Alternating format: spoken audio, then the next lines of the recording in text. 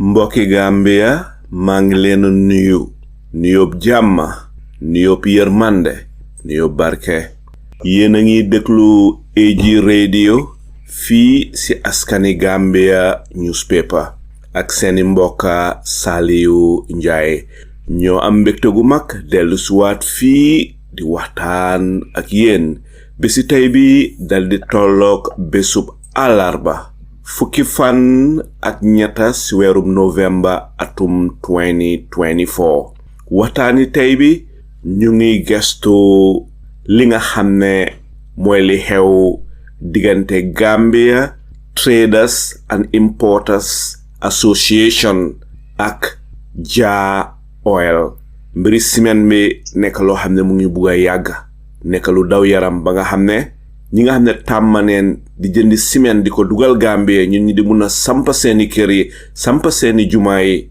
fi nekk mbir mi dëgga mu ngi bugg a xejam su xejamut ba pare ndigte ñi nga xam ne ñoom ñoo tàmmoon indi ciment tàmma di ko def ay at yu bari ba tey seen troxi seen business bi doxut waaye ndeysaan ñu ngi gis Jah Oil ñoom ñu ngi dem Sénégal di toppatoo seeni soxla di dugasi maanaam nguur gi dañ gën a rataxal gën a yombal lépp lu Jah Oil di def ci wàllu business waaye ndeysaan ñi nga xam ne ñoom ñooy di Traders Association ñoom seen business gi seen commercial yi pa ngi taxaw yan jéego la nguur gi war a jël ndax nguur gi jël na matuwaayam yi mu war a jël pour dal di saafara lii ana lan mooy li nga xam ne moom la nguur gi waroon a def te defu ko lii léppa dineen ko gestu teg ci dolli jot neen fi tamit ne Jah Oil ciment bi ñuy jaay di ko gëmloo ñun ñi daanaka am na lu ñuul lu ci nekk lii tamit waxtaan di gënee yaatu dineen gestu lii léppa sun gan gi nag tey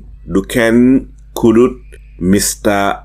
Pa Modou Jobe moom mooy di secretary bu Gambia Cement and Traders Association waaye nag bala ñuy dem jëli sun gan gi mbokk yi nañ leen bàyyiwaat sun réew xel kenn du jógee sa biti defaral ñu Gambia pour ñu tabax Gambia ñun ñoo ko war a defal sun bopp tubaab yi duñ ñu ko defal European Union bi duñ ñu ko defal United Nations duñu ko defal African Union bi duñu ko defal even ECOWAS ñi nga xam ne ñoo ñu gën a jege sax duñu tabaxal sun réew pour ñu tabax réewi Gambia ci sun loxo ñun doomi réew mi ñun ñoo mun a tabaxal sun boppa Gambia bon kenn ku nekk am na lu mun a béy am na lu mu war a béy ci biir waar mbokk yi nañ leen xoolaat Gambia nañ leen xoolaat sun réew ndax réew la ko mun a yóbbu kanam ñaar donga leen benn dindi fi lépp loo xam ne mooy gàllankoori réew mi ñaar dal di ko remplacer ak lépp loo xam ne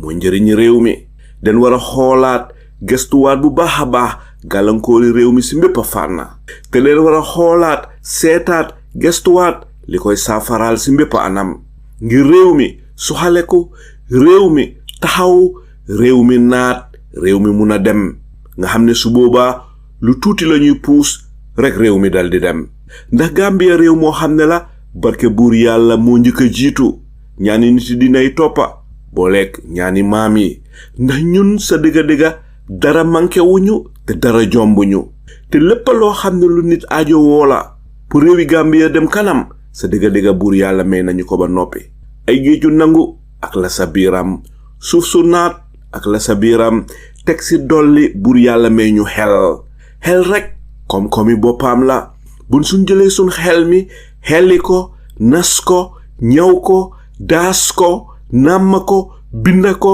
waxtaanee ko jàngale ko teg ci dolli di ko jëfoo sa dëgga dinañu jural ay njëriñ yoo xam ne suñ njorta sax musu fa woon a yegga waaw ñun Gambia lu tax ñu daldi am xéewal yépp ba noppi te ban tey mënu na lijjanti réew mi buñ xoolee mbéy mi nappa wérgu yaram dëkkuwaay dundu gu seer ut liggéey yu jafe école yu seer garab yu seer kër yu seer tilim mbalit corruption ndox mi ak courant yuy kamaj-kamaji ñun ñu ne sa dëgga nit ñi dese nañoo békk te nit ñi dese nañoo kontaan bon ana lan mooy saafara si xanaa duñ def lu dul dal di dem jëli ki nga xam ne kii mooy suñ gan bon jóg mbokk yi ma dal di ànd ak yéen rek ñu dal dem jëli gan ge Mr. Pa Modou Jobe maa ngi lay nuyu di la sant di la gërëm di la jox sa wàccuwaay ba mat sëkk di la dalal fii si AG radio ak askani Gambia newspaper mais la rek nga dal di nuyu wante suñu auditeurs yi bala ñuy tàmbali laajte yi. Wow, jërëjëf waay Mr. Njie, thank you AG for hosting us. But just nuyu suñu mbokk yi, just saying good afternoon and or good evening for some of you. Guess you know Decloni. I am very happy to be here today to just little to direct some of the challenges on the ground and some of the things we're fighting for pour Gambia pour askan bi si boppam. So maa ngi leen a nuyu rek. Also just say thank you for joining us today. jërëjëf Mr. Diop bang fi géejee léegi daanaka ñaari weer du tali ñetti weer sa gannaaw la te xam naa boobaa léegi lu bari xew na jot neen fi ne on the 9th of June yéen a ngi defoon benn press conference yéen a ngi issue woon a press release lan mooy li xewoon ba ngeen defoon press conference boobu.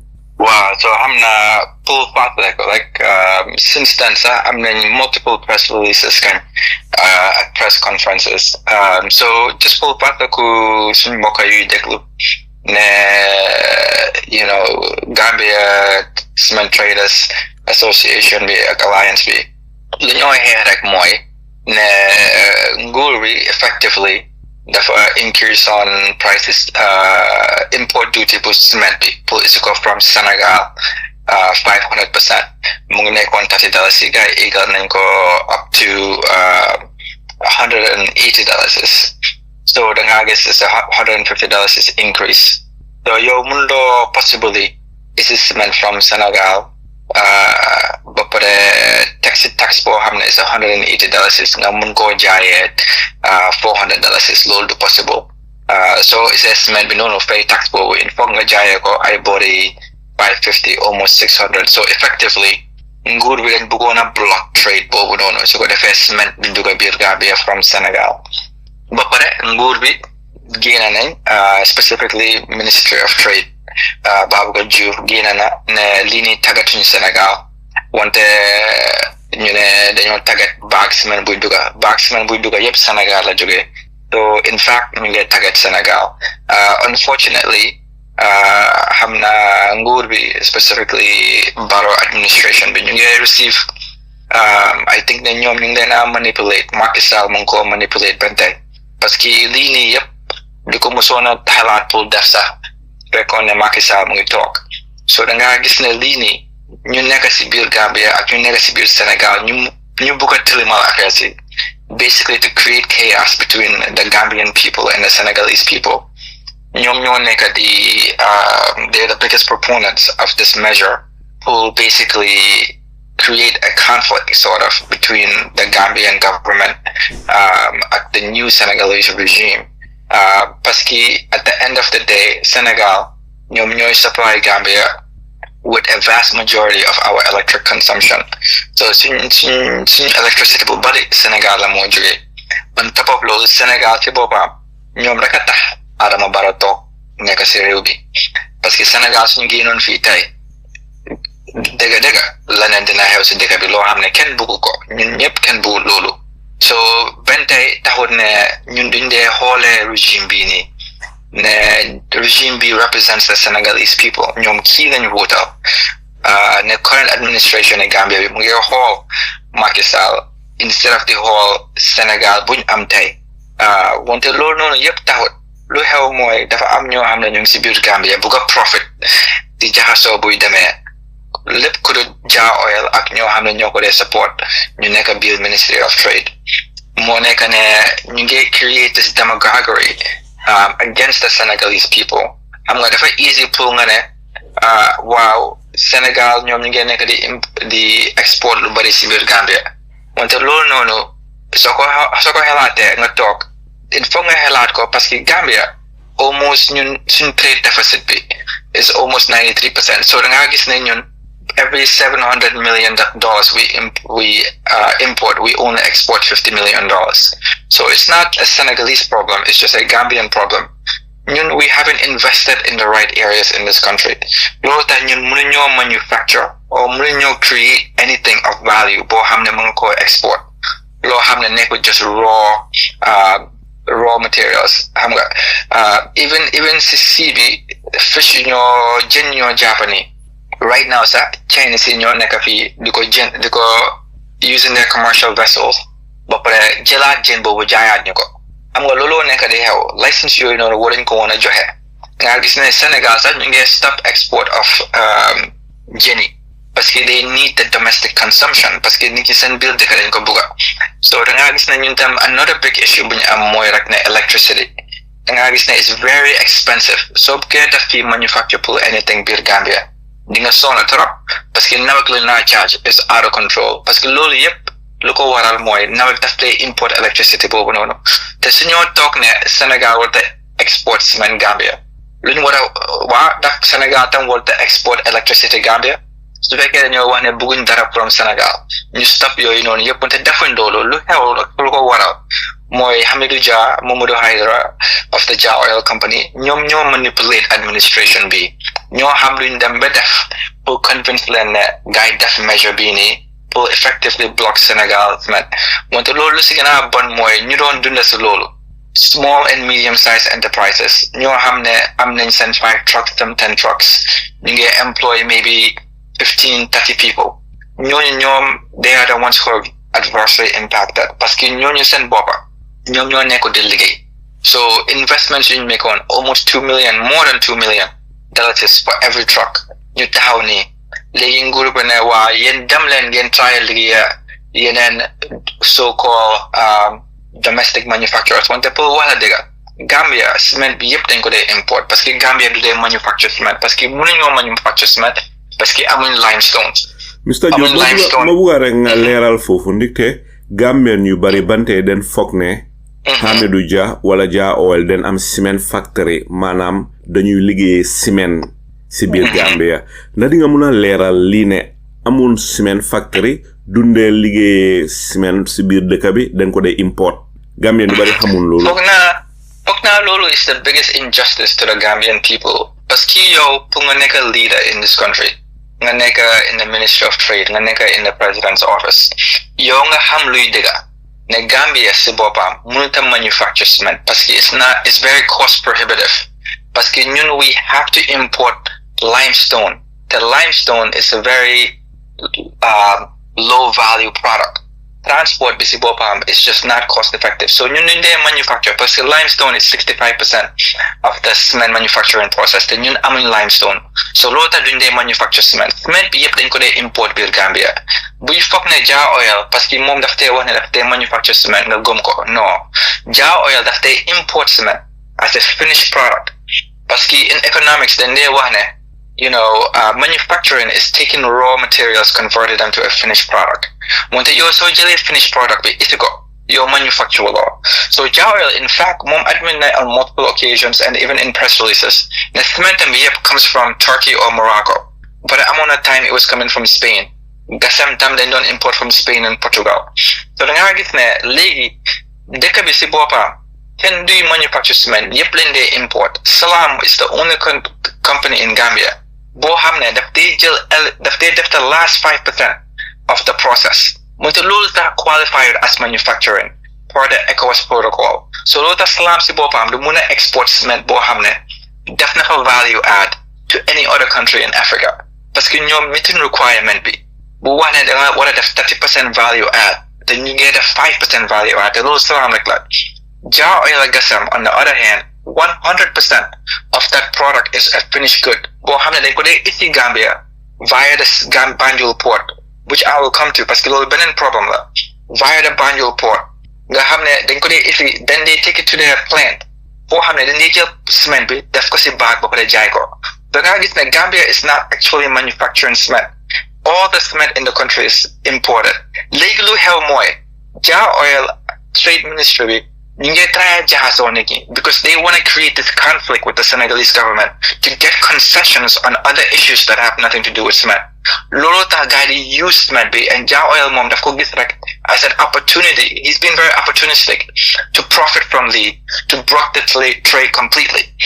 Parce que issue bi sax nekkul about cement. Issue bi loo xam ne nguuri Adama Barrow lu ñoo try here Sénégal moo nekk ne ñoom lañ bëgg a Sénégal allow leen ñu isi timber to Gambia su ko defee Gambia export ko to China so da ngaa xalaat nguuri Sénégal ñu ne ñun lu tax ñuy laa bàyyi yow Gambia yow nga xam ne deplete nga sa forest bi ñu bàyyi la yow nga dugg Casamance deplete ñun suñu forest bi jël suñu guy yi isi ko Gambia ba pare exportaat ko why would we do that wante xam nga ñu bari si biir Gambia ñu ngi fay nguur bi pour loolu continue so loolu la gars yi di xeex beneen lu ñoo xeex mooy yëfi cashew dañ bëgg a Sénégal bàyyi leen ñoom ñu isi cashew yu Sénégal biir Gambia export ko from Gambia ba pare earn the foreign reserve te lii nii started ci Jamaay ak Ousmane Sonko lii nii Macky Sall si boppam moo ko blockoon mu ne non du ma bàyyi Gambia ñëw Sénégal jël suñu cashew yi dugal ko Gambia ba pare export ko raw mu ne leen soo leen buggee mun ngeen naa jël cashew bi isi ko Gambia process ko ba pare export ko su fekkee loolu ngeen bëgg a def fine but su fekkee da ngeen ko bëgg a jël raw isi ko Gambia rek export ko du ma ko nangu so da ngaa gis ne loolu la gars yi concession si loolu la gars yi bëgg a Sénégal bàyyi so gars yi jël opportunity bi to block cement bi pour pressure gars yi so da ngaa gis ne lii nii it's like second level derivatives so xam naa ne sometimes nit ñi duñ dee xam inner workings moo tax pour rek ñu xam rek ne lu waral nonsense bi start parce que soo ko xalaatee lu tax Gambia war a import cement from Turkey when Gambia can import cement from their neighbor Senegal koo xam ne ñoom ñooy protect Adama Barrow koy xam ne ñoom ñoo send electricity every day lu tax ñun mënuñoo jëla cement foofu noonu dañoo dem ba Turkey jëni cement loolu rek nga xam ne loolu noonu nekkut sense parce que it's first of all it's further out so nga gis ne cost bi is higher but second of all even GCCPC mooy Gambia Competition and Consumer Protection Commission bi dañu wax ne the best thing for Gambia regarding cement which is an essential commodity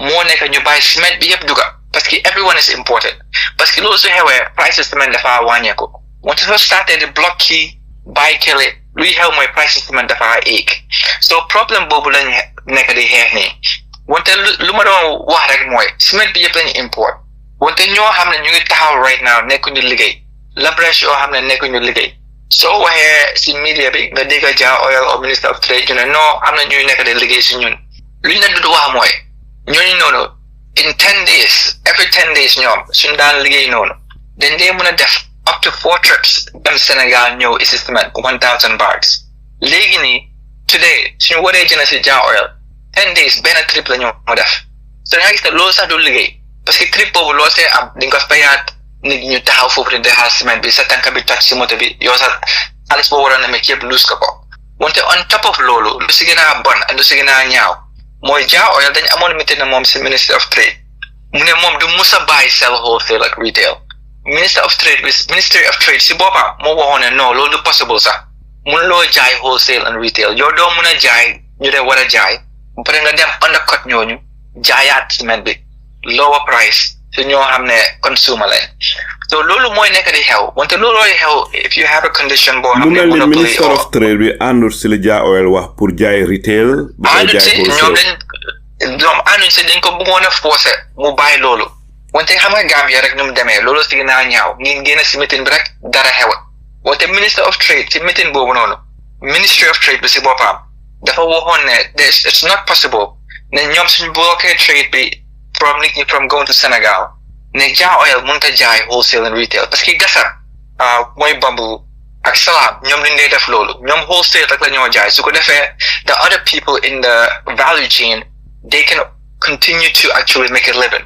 wante Jah Oil moom rek moo refuse loolu mu ne non by force moom mu jaay wholesale by retail so Jah Oil mu ngi refuse pour bañ a bàyyi jaay wholesale ak retail waaye lan la Ministry of Trade bi def nite mun nañoo jël ay jéego yoo xam ne nañ ko mun a stop su fekkee ne li moo def ànduta loi non gars yi dañ ko bàyyi parce que man lu ma la wax rek man lii lu si nekkut Jah Oil moom dafa gis opportunity boo xam ne Gambian administration bi président Barrow ñu ngi leen a manipulate by Macky Sall and elements yoo xam ne ñu ngi biir Gambia including people like Jah Oil ñoo xam ne they just looking out for their own self-interest for the detriment against the Gambian people so da ngaa gis ne Ministry of Trade bi even though they know ne from an economic principle waruñoo allow loolu to happen loolu du mës a xew anywhere in the US for instance waruñoo allow loolu to happen and they know it and they voice this concern what the practice boobu is happening wante they're not doing anything about it.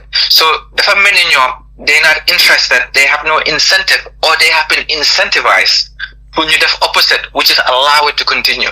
So da ngaa gis ne léegi what's happening mooy nit ñoo xam ne for instance nekkul just ñoo xam ne they are cement traders ñu daan dem Sénégal di ici ñoo xam ne ñu ngi try liggéey domestically nekkul ne ñooñu those are not the only people that are suffering. The people that are suffering moo nekk the tens of thousands of retailers yu nekk Gambia soo amee sa boutique nga dee jaay cement naka nga mën a jaayee sa cement bi 400 410 405 su Jah Oil ñëwee jaay cement tamit 380 si sa kanami boutique yow naka ngay survive doo mën a survive. So effectively Jah Oil lu mu bëgg mooy control the entire value chain loo xam ne moom mooy import cement bi from Turkey or Morocco moom mooy bag cement bi moom moo ko transport moom moo ko jaay. So think about like ne moom mënta employ more than 200 300 people. One press release we want on nonsense 700 people that they employ. Jah Oil employed more than 200 300 people in this trade. Minister of Trade Babakar Diouf am na testimony bu mu def at the National Assembly admit na ne Jah Oil Gasam Salam so leen combine ñoom ñetta 500 nit employing ko. So naka la Jah Oil mën a ñëwee tey ne non ñun dañ employ 700 people directly.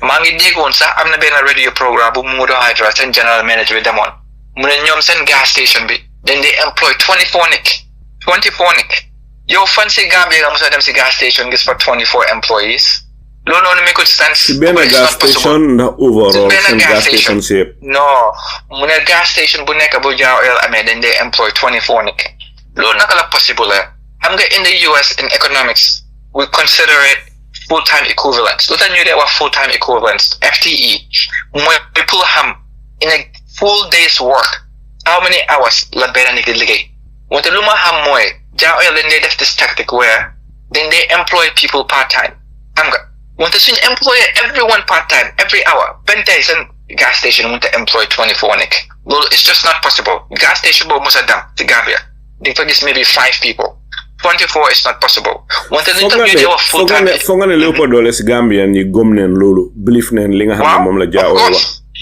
Of course man dama dee pay very close attention to nit ñi seen reaction to these things xam nga nit ñi soo waxee rek ñu ne waa wante xam nga gaa ñu ngi donate to schools yi xam nga Jah Oil also has a very good marketing campaign. I'll give him credit for loolu dañ dee donate to school systems yi then they donate si campaign yi baro bi so that's how lañ manipulated nit ñi su ko defee they are basically manipulating people into believing loo xam ne other like a rational person di ko gëm wante pour gëm ne yow si biir Gambia man maa ngi wax askan buy déglu yow si biir Gambia ban gas station nga mos a dugg gis fa 24 nit ñu faa liggéey loolu possible ba pare lu even funny about loolu sax mooy Jah Oil si same métier bu ma doon wax bu Ministry of Trade bi di ko wax ne yow mun noo sell wholesale and retail leneen liñ ko waxoon mooy bu Jah Oil waxee defense am bi si loolu noonu am nga lu mu wax mu ne man suma gas station bi ñu fa dee liggéey ñooñu independent contractors lañ nekkuñ employees ñu dee jaay cement bi ñooñu duñ employees xam nga mu ngi doon try out defense pour continue wholesale and retail donc mu ngi wax ne at that time ne ñu dee jaay cement bi si gas station bi ñooñu dee independent contractors ñooñu bokk ñoo company bi wante léegi mu ne ñooñu bokk nañ si company bi on top of loolu mu ne 24 nit ñoo dee liggéey si biir gas station bi daf dee wax lu ko neex rek parce que xam nañ ne Gambian bi si askan bi unfortunately ñu bëri duñ dee fact check anything and they don't have any other information. si press release yi nga xam ne moom ngeen dee release ndax refute ngeen these claims pour xamal askan bi ne li nekkut lu am pour ñun ñu mën a xam. of course wante pour wala dégg Mr. Njie lu xew Gambia moom mun naa la ko wax plainly fii nii. Gambia the media is for hire. loolu moo gën a ñaaw si lu xew si dëkk bi. maanaam dafa am ñoo xam ne dafay media bi pour ñu defal PR. Of course media bi is for hire is for sale. Gambia everything is for sale. wante loo xam ne the press the most important pillar boo xam ne of independence duñ war a am si biir dëkk bi is for sale in Gambia. so lu tax ma wax loolu te naa ñëw si loolu. media bi Jah Oil daf leen jëna maybe there's one or two yoo xam ne dañ ko refuse wante mun naa wax the vast majority more than 65% si dëkk bi media bi Jah Oil jëna na leen ba pare tam nguur bi daf leen jëna so imagine sax ne during the time bu OIC bi doon xew ñu doon receive xaalis no one in the media should receive money wante loolu sax nekkul lu gën a bad parce que loolu ñëpp a si bokkoon wante lu gën a bad mooy the individual favoritism boo xam ne la media yi dee def is a big problem te mën naa joxe exemple yaa ngi doon wax suñu press release bi so lu xewoon mooy ñun man because man cement is just one aspect of things I'm doing man dama ñib si biir Gambia pour liggéey Gambia loolu tax ma ñëw cement is a business boo xam ne dama si involve wante loolu taxut ma ñëw man dama ñëw pour dimbale dëkk bi parce que man dama believe ne in foog diaspora bi ñu get involved su fekkee Gambia dafa war a change xam nga wante Gambia fu ñu war a àgga loo xam ne investment bu moo require of human capital of just capital infrastructure of resources bu moo jël it's almost mind-boggling dëkk bi is bankrupt morally but it's also bankrupt financially teacher yi sax benn tey fayuñ leen problème bu xew si dëkk bi nit ñoo xam ne seen budget department bi is going to be $200 million ñoom ñu ngi sàcc $150 million lu xew si dëkk bi doo ko mën a explain sax pour mu rational pour nit ñi understand ko loolu tax ma ñëw so loolu dafa dafa am ñu ñëwoon ne ma man ñun for years léegi ñu ngi jël Jah Oil cement bi mosu ñoo notice na cement bii nii mut na 50 kilogram parce que baagi cement bu nekk dañ fa bind 50 kilogram so loolu la waroon a nekk so man ma lead investigation about a month back man ma dem jënd suma scale dem si Jah Oil outlet si dem si wholesale si dee jaay Jah Oil cement jënd cement at multiple places test cement bi benn musu jagañul 50 ay ñaata kilos la ay 38 ay 39 ay 40 ay 41 ay 42 all over the place waaye loolu is illegal loolu ñu ngi deceive ñun foog ne loolu is a crime. It is a crime. It's actually a crime. In every other country in the world, you'll go to jail. But that's Gambia. So, mane okay, my video affairs yep. Wante mane lini sa sumoko release niki dañoo wax ne da nga bias am nga si problem am nga si dara. So mane okay, lii before ma def ko. Xaaral man ma dem oote si media yi. Mane leen kaay leen ngeen witness ma man ma jënd cement bi. Kaay leen ngeen witness ma man ma weigh cement bi. Ñoom ñëpp ñu bari bëgg ñoo ñëw. Wante am na ñaari media houses yu ñëw I'll just keep it anonymous wante ñaari media house ñoo ne ñu dem ñu video ma jënd cement bi génna ñu weigh cement bi ñu ba pare tam nekku ne Jah Oil la wane dama jënd yëpp rek pour it's not anything against Jah Oil it's just Jah Oil is the one who's propagating the issue so weigh nañ Gasam weigh nañ Salam yëpp dañ jënd Salam moom it was always on point Salam was always 50 problem is Salam mooy ñoom mënuñoo produce more than 5,000 bags a day so mënuñoo supply dëkk bi wante they were always on point ba pare Gasam was off wante Gasam was almost in a tolerable range so dañ dee wax ne yow soo waree jaay 50 su fekkee you're 49 and above xam nga that you allow that margin of error wante Gasam the first couple of times was 48 high wante then it became 49 wante Jah Oil benn cement bu ñu weigh over na 47 was the highest one. I even think that was an anomaly. Because the average when you see Jah Oil cement over a week of weighing that cement was 42, 43. So like it's more than 15%. 15% will mean in a course of a week. Jah Oil they provide Gambia 27,000 tons of cement within a 10-day period. So it's a period we know that which is almost 10 days. Low 15% so could $30 million la Jah Oil starts in again. $30 million. Alata low rek. $30 million la start ci nit ñi. So man ma jël loolu ma dem ci press houses yi ma ne leen gisal lii problème bii nii ñu bina press release ñu jox leen ko ñoom ñëpp ñu duñ ko print ñu ne il faut que ñu xaar ba Jah Oil respond bañ tey print ñu ko de wante léegi nii yaa ngi gis almost more than a month léegi Jah Oil mu ngi finally release press release wante print and press release bi wante ñun suñ press release bu ñu defoon ak video bi gars yi banañ ko release ba ñun ñoo waroon a dem online push the video ourselves pour mu reach nit ñi pour the news get out of there on top of loolu noonu GCCDPC koo xam ne should be it's the Gambia Competition and Consumer Protection Commission bi ñoom they should be an independent entity boo xam ne lii rek ay seen liggéey wante ñoom de unfortunately law bi duñ ko defee they under the Ministry of Trade so da nga fàtte Baboucarr Diouf at the Ministry of Trade bu good guy def sax study to understand impact of bracking the Senegal cement. What they've done studies in the past, we always want to know, ministry bi yep wax du dega. The best thing to do is to maximize the supply. Buy Senegal, Turkey, anyone who wants to supply cement to Gambia, buy len muduga. parce que loolu dafa low price. The other thing the ministry bi waxoon mooy ne trade deficit Gambia bi dafa improve loolu dafa make sense sax loolu noonu ku jànga koo xam economics du musa wax loolu parce que yow soo importé from dëkk bi or dëkk bi yëpp benn la sa trade deficit bi is the same moom xam na ne loolu la GCCPC di prête so bëggul mu def gaay def loolu wante GCCPC ñoom gisoon nañ vidéo bi ñu jaaxal so ñoom ñu issue press release bu wax ne anyone who has an issue should come to us so man ma dem fa ma laajte leen ñu ne ma no ñun actually we're restricted in what we can do we can't investigate unless nit ñëw file complaint with us so ma ne ko yow da ngeen bëgg someone from Basse someone from Farafenni ñëw ba Banjul pour file claim yow xam ngeen ne loolu du mës a xew moo tax ñu ne unfortunately ñun we know ne National Assembly bi ak administration bi structure GCCPC in a way it will be ineffective su ko defee luy xew si biir dëkk bi dañ ko mën a investigate wante ñu ne benn so man ma ne okay man naa file complaint so man I was the only one that filed the complaint after loo xam ne 15% of the cement was stolen in the country loo xam ne mut na $30 million boo xam ne Jah Oil ko sàcce in a 10-day period man ma dem file complaint bi so ñu ne okay dañoo refer you to weights and measures parce que weights and measures ñoom ñoo amee the technical expertise to verify everything you're saying in the call Eric calling me for about more than a week after guy call me ñëw fekk man dama denc cement bi because bëgg ma ko woon a consume because I know they have to test this cement ñu ñëw so gis nañu ma questionnaire it was an interrogation lu tax nga jënd cement bi so mu mel ni ñoom ñëwoon pour weigh and measure cement bi ñoom dañ ñëw pour attaque la they treat like a criminal I'm like the criminal I somehow committed a crime yow lu tax nga jënd dama interrogate lan mooy sa motive ma ne ko the motive doesn't matter I bought the cement and the cement is not 50 kilograms comme ni lu waxee ma ne ko man cement yu ma jënd yëpp mu ngi nii weigh leen ko seen boppa 46 is the highest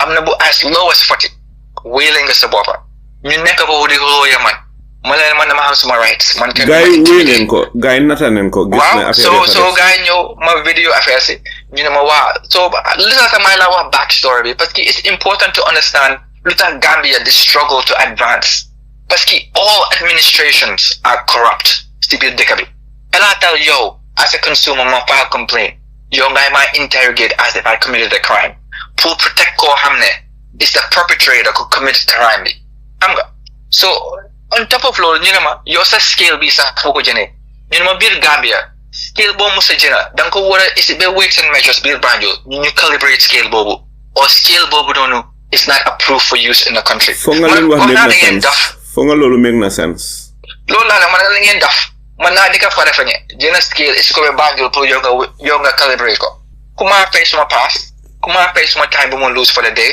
loolu naka la make sense so gis na still ñu ngi look for an excuse to invalidate loo xam ne is a fact bente sax boss bi fa nekkoon mu ne xam nga naka la dañ fi ñëw pour weigh cement bi kaa ñu weigh cement bi ñu weigh ko the cement weighed exactly what I said ma vidéo yëpp maa ngi ko amee boobu noonu post ma ko wante post naa boo xam ne man maa ko defoon suma bopp bi gars yi dañoo di ko weigh ñoom dañ indi seen own scale ndax sa scale bi la gars yi no dañ indi seen own scale seen scale bi said exactly what my scale said parce que man scale bi inko laa ko jënee xam nga the same day inko si boppam ñoo ko calibrate jox ma ko ba pare dañ test scale bi parce que Salam mu ngi doon weigh 50 Gasa mu ngi doon weigh 49 48 Jah Oil dafa nekkoon ay 41 ay 40 so xam naa ne scale bi amutoon problème parce que testoon nañ scale bi so léegi ñoom ñëw nañ test nañ ko confirm nañ ko bente ñu ngi xeexaman ne il faut ñu understand lu tax nga def lii ma ne ko lu tax ma def ko amut solo man maa ngi nii pour xeexal Gambian bi te Gambian bi right now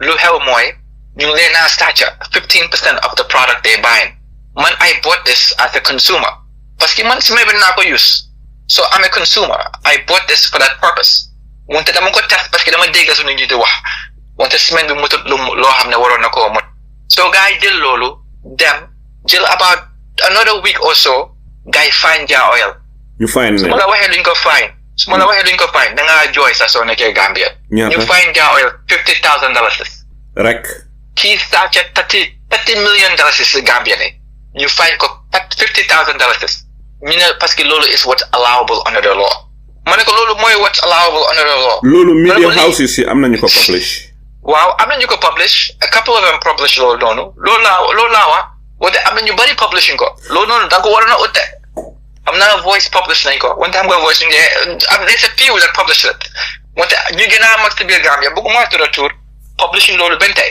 te ñooñu are the same people ñun ñoo xam ne dem nañ fa ne leen xoolal lii am suñ press release bi. yaa ngi amee article bi media house bi ko publish. waaw voice network publish on na ko naa la ko forward. waaw ki nga forward. naa ko forward $50,000 lañ ko fine. lii kañ la xew si ban month. This just about maybe early November or late October or so. Okay, about now 1 week or 2 weeks back. Ba nga forward ma yeah, now forward article bi while we're talking. One day you find ko 50,000 ñu ne ñoom dañ dem si Jah Oil factory bi liñ fa gis mooy ne Jah Oil machine mi ñoo doon malfunction. So loolu ne lii is a temporary issue. Ne Jah Oil assure na leen ne lii nii problem like la woon it was a very short term. When the guy addressed the issue bi weights and measures. Okay, ndax Jah Oil def na press release pour explain loolu. Wow, so lately, just in the last few days, Jah Oil is in a press release. They claim the same thing. Ne ñoom dañ amoon just malfunction in their factory. Man ko yow sax ka ko jàppee de loolu la moo wax. Ne they had a malfunction. Ne it was just a temporary issue. Boo xam ne ñu ne quote unquote the Senegalese cement importers ñoo nekk and their foreign actors. Man ko leen man ban foreign actors dama jaaxle sax. ñu ne man because Senegal ñoo nekk di ma fay man ma publisher ma ne ko man I don't have anything to do ma ne ko man I'm more American than I am anything else I'm just here to help Gambia advance ñu ne the foreign actors xam nga ñoom noonu leen dee waxee parce que Gambian bi ak askan bu nekk si biir Gambia am na ñu bari nii leen dee reyee rek su ko defee ñu ne waa ñuy démagogue ak Sénégal ne Sénégal yi ñoom ñoo nekk di def di looloo tax xam nga di wax naa ñoom am nañ 700 employees directly lu ma la wax rek Ministry of Trade si boppam moom moo waxoon ne ñoom ñi sax combined 500 nit lañ am ñu leen a liggéeyal so léegi Jah Oil moom kenn mu ne am na 700 all of a sudden bu pare tam ñu ne seen machine bi moo amoon problème loolu tax loolu xew wante man dem naa si ñu dee jaay ciment ñu maa wax ne ñoom sax dañ xaw a kontaan lii nii génn parce que at the very least ne ñoom léegi gis nañ ne baagi ciment bi nu mu am musitona am nono in their lifetime of selling Jah Oil cement. So man hamna ne sacha bini it's always been here and it's always been going on. It's not a new thing.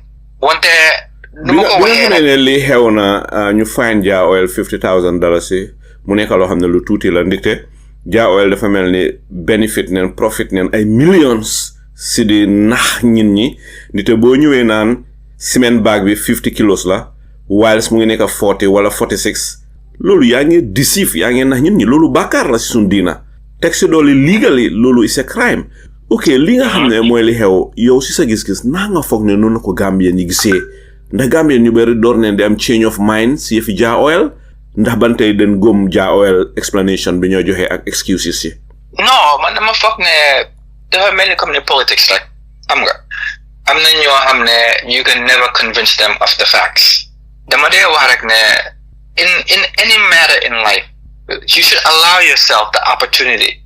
Now, if the facts change, that you can change your opinion about something. Amga. One thing Gambia lu hell moy, niki dañ gom yefi comme ni tribalism, yefi nguur. Amga. Ne ñoom no matter what's happening, they must change their mind about the things that are there. One thing luma gis moy, the people in the diaspora, ñoo xamne ñoo ngi nekk abroad. ñoom ñoo xam ne I think they are more resourced xam nga those people dama gis an immediate change ne ñooñu jaraat na leen sax ñu dem jëna feneen si biir Gambia because they can't get any other cement nañ dem jëna Salam nañ dem jëna Gasam wante duñ jëna Jah Oil parce que ñoom xam nañ luy xew te ñoom they feel very deceived ne kii for these so many who knows for how long mu ngi leen a jaay cement boo xam ne mutut xam nga so ñoom dañ mer ci loolu so I see it more from the diaspora than I see from the Gambia the local populace Gambian city parce que also da nga gis ne Gambia is also a country in a desperate state boo xam ne nit ñi lii nii la government bi bëggoon pour deprive them of choice xam nga parce que yow soo buggee dem ne waa bugguma ciment bi damaa dem uti beneen ciment bi su fekkee ne cement boobu na execute yow sa area it's going to be very difficult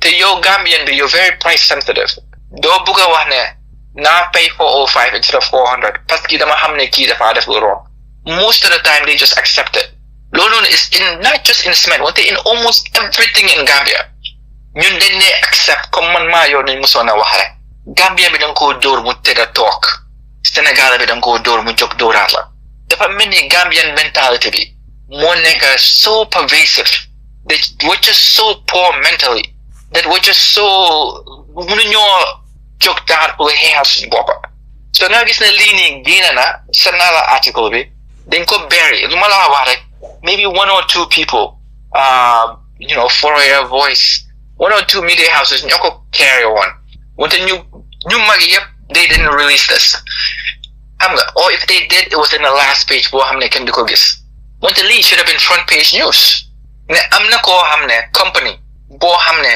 which claims to be Gambian which claims to care about the Gambian people boo xam ne defraud na the Gambian people of $30 million wante nguuri Gambia bi fine nañ ko $50,000 bàyyi ko mu continue operate lii nii sax yaay jaame koo xam ne moo gën a bon di rey nit si dëkk bi moom du doon musa allow nonsense bi dem si Gambia loolu du doon xew moom mu doon dëgg sax Hamidou Jah ni konte mu ngi prison foog naa mosoon na koo tëj ci something very similar actually loolu du doon xew te lii du musa xew Sénégal lii Gambia rek la mun a xewee nga mun a génn the next day continue sa operation bi ni dara xewut pay sa $50,000 ne sa machine yi moo yaaxu woon that week si week bu ñu la jàppee week boobu la sa machine yi yaaxu woon wante ñun reports yi doon am go way months back man ma amutoon time pour investigate ko rek wante amoon naa nit di ma wax going to May June ne kii ni cement bi duy mut so loolu moo nekk di xew si biir dëkk bi ne Gambian bi bente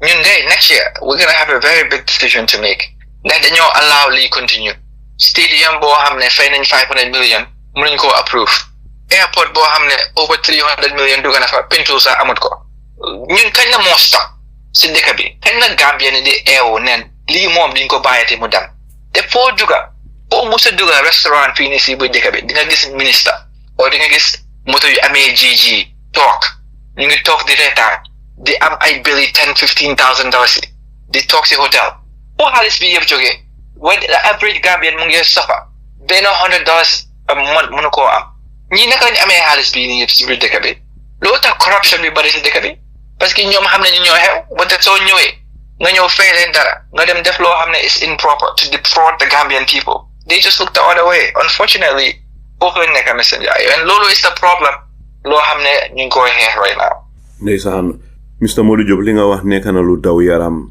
waaye mu am rek lu ma la bugg a laaj Jah Oil on one hand ñu ngi dimbale ñin ñi di contribute si school seeg di jàppale ñeena ñi jumaa yeeg yooyu waaye on the other hand ñu ngi jaay ñin ñi loo xam ne mutut loolu si dina bàkkaar la su ñëwee si luwaa bi it is illegal mu bëgg laa laaj rek yow naa nga gisee Jah Oil yeah so loolu kañ parce que dama doon seet rek some of these articles that came out comments yi xam nga nit ñu bari soo waxee rek ñu ne waaw wante Jah Oil mu ngi ñëw dimbale mu ngi ñëw you know, I'm sure they have, like I said, they have a very good marketing campaign. You get your kids to school. One time, you always have to put yourself in the perspective of the businessman. Lumaham, right, from capitalism is you're in business to make profit. It's unless you're a non-profit. You're always in business to make profit. So you have to always imagine that businessman is for profit. It's not out of the goodness of their heart for the most part. So or stop and ask yourself, man, the ñun Gambian bi, we would approach anyone outside of Gambia who comes to do the same thing with so much skepticism. Because we would ask the question, Lutaki, what ma dimbale pulma sampa jomabi? You always ask those kinds of questions. When it comes to these issues, internal, we never ask those questions. So you're helato. Jah Oil muna sacha $30 million in 1 week. Who would you have 1 million?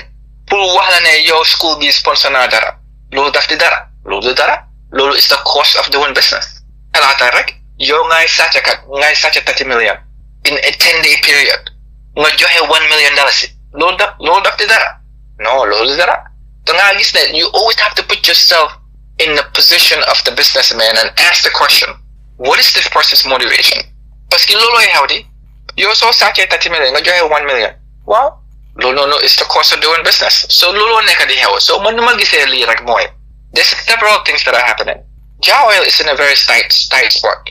Comme ni buñu allowoon Senegalese cement, the Turkish cement, the Moroccan cement, buñu allowoon all the cement to come in, he had it very difficult to compete. Parce que lu ma la doon wax rek, the journey from Senegal, Dakar, to Banjul is shorter than the journey from Morocco or Turkey to Gambia. So the gis ne the cement coming from Senegal is always cheaper because because of the proximity issue and the transport issue. So Momunto no compete. So he needed this monopoly or oligopoly to exist. So he can actually control the price.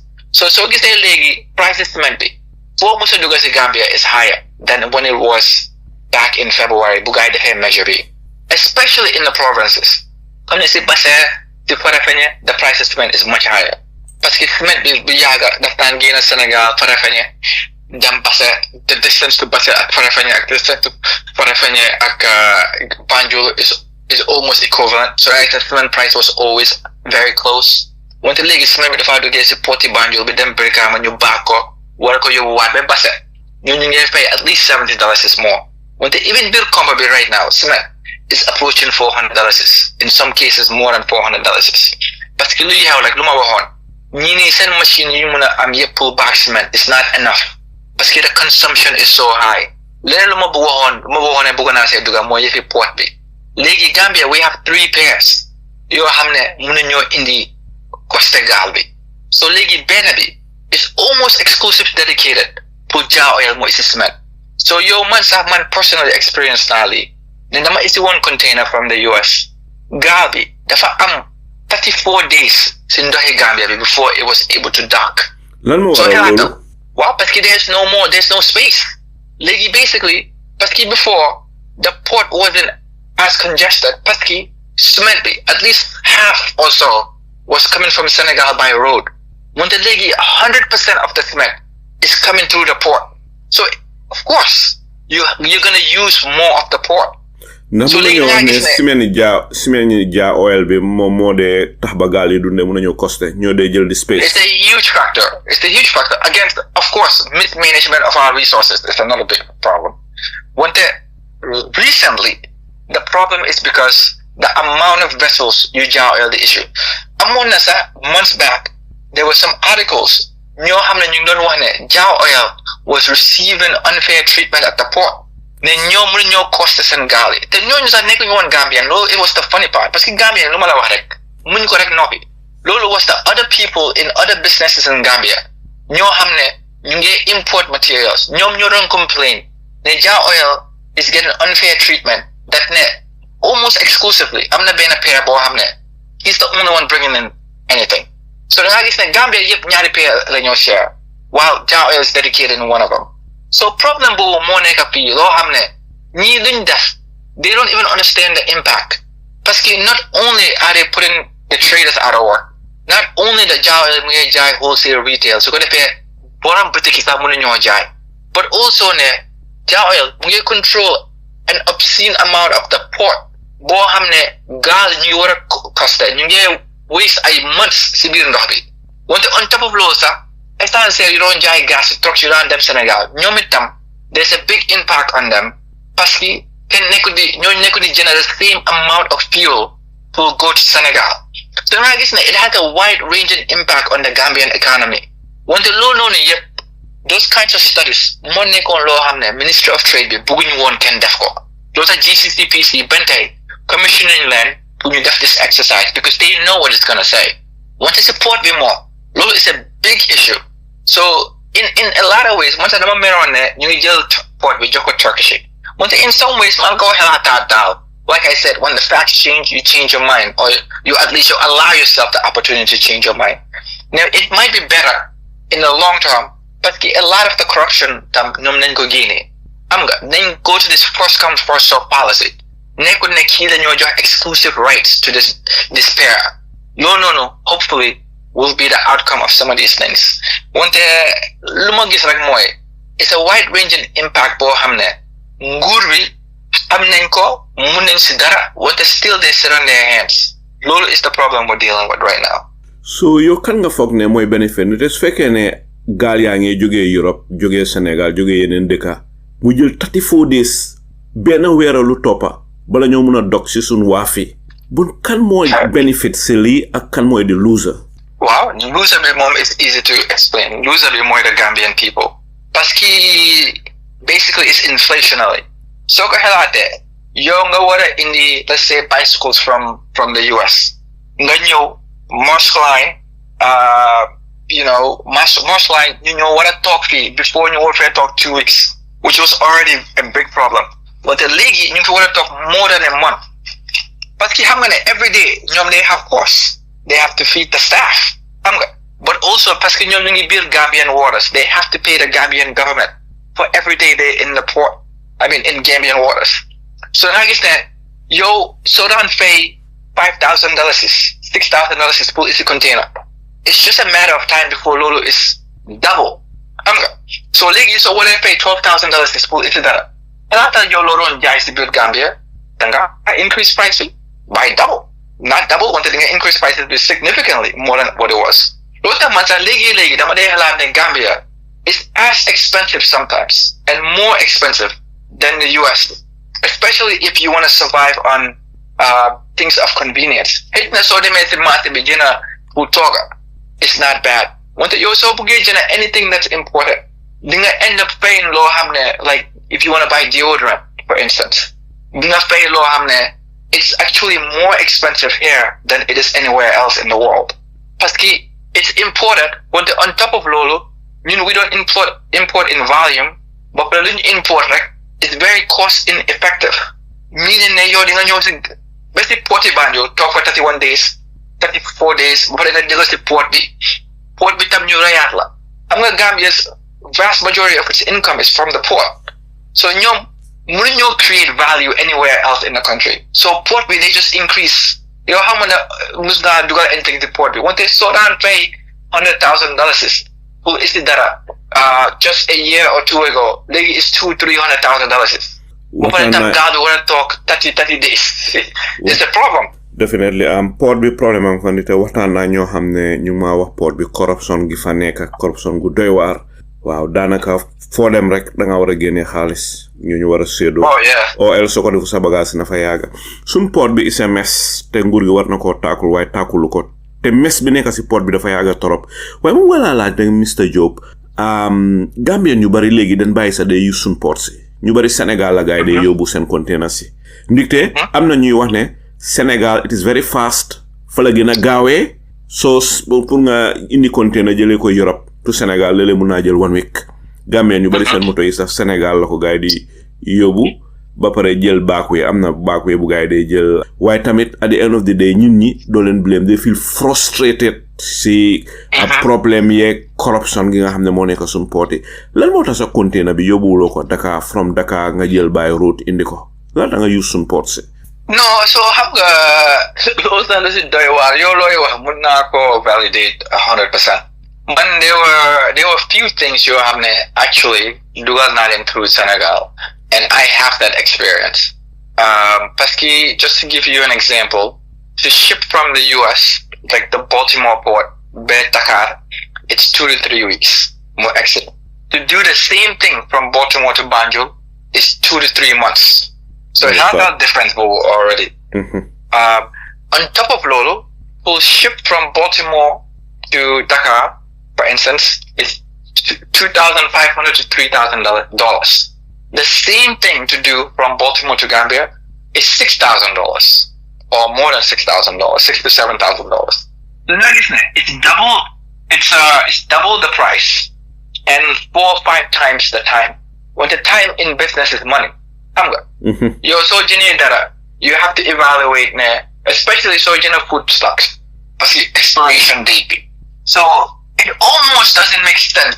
You only ship anything through Gambia. To be honest with you, the mansal is one container.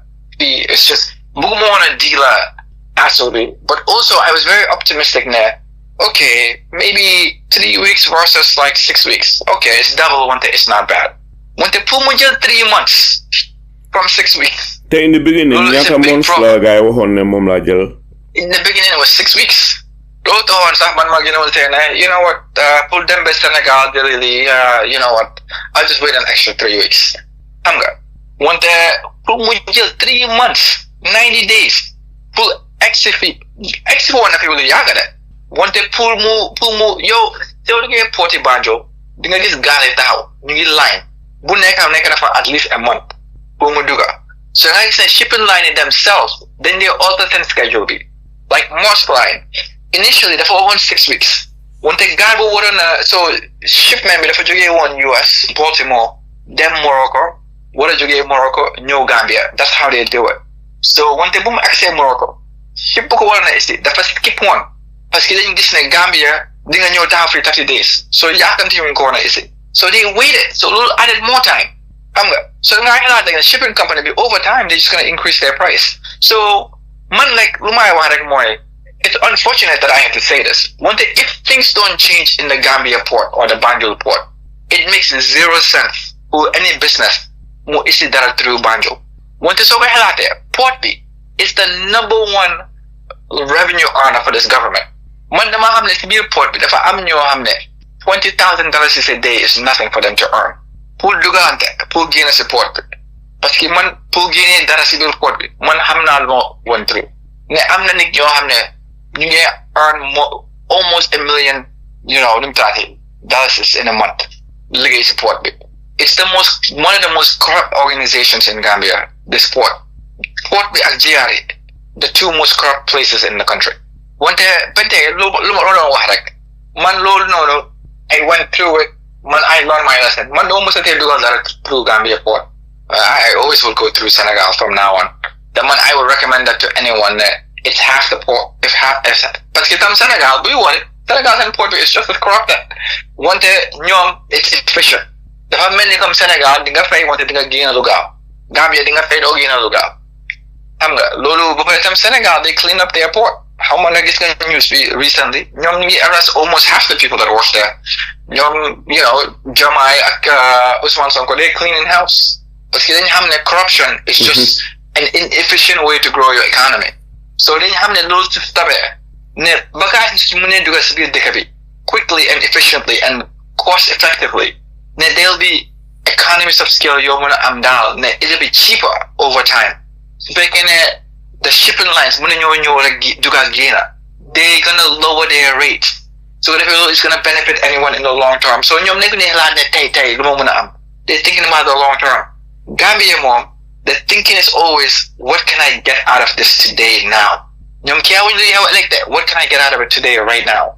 Speaking a little more emphasis, that's the problem in your face right now. When the Noko Lini problem in am support is even worse because of the fact that all the cement legi is going through the port. So legi, you have to dedicate more space for that. So Lolo is adding to the problem we have. Initially, I was very against the Turkish taking over, and I'm sure it was a corrupt, bidding process. When I saw something, but when they go support me, a few weeks back, immediately, my this change in people's behavior. You get one, hey, Turkish around definitely. So I saw some glimmer of hope there. Hitna, this might be bad for the short term, but maybe in the long term, it'll bring about something better. I don't know. When I didn't do the study yet to understand what we gave up to give them this contract.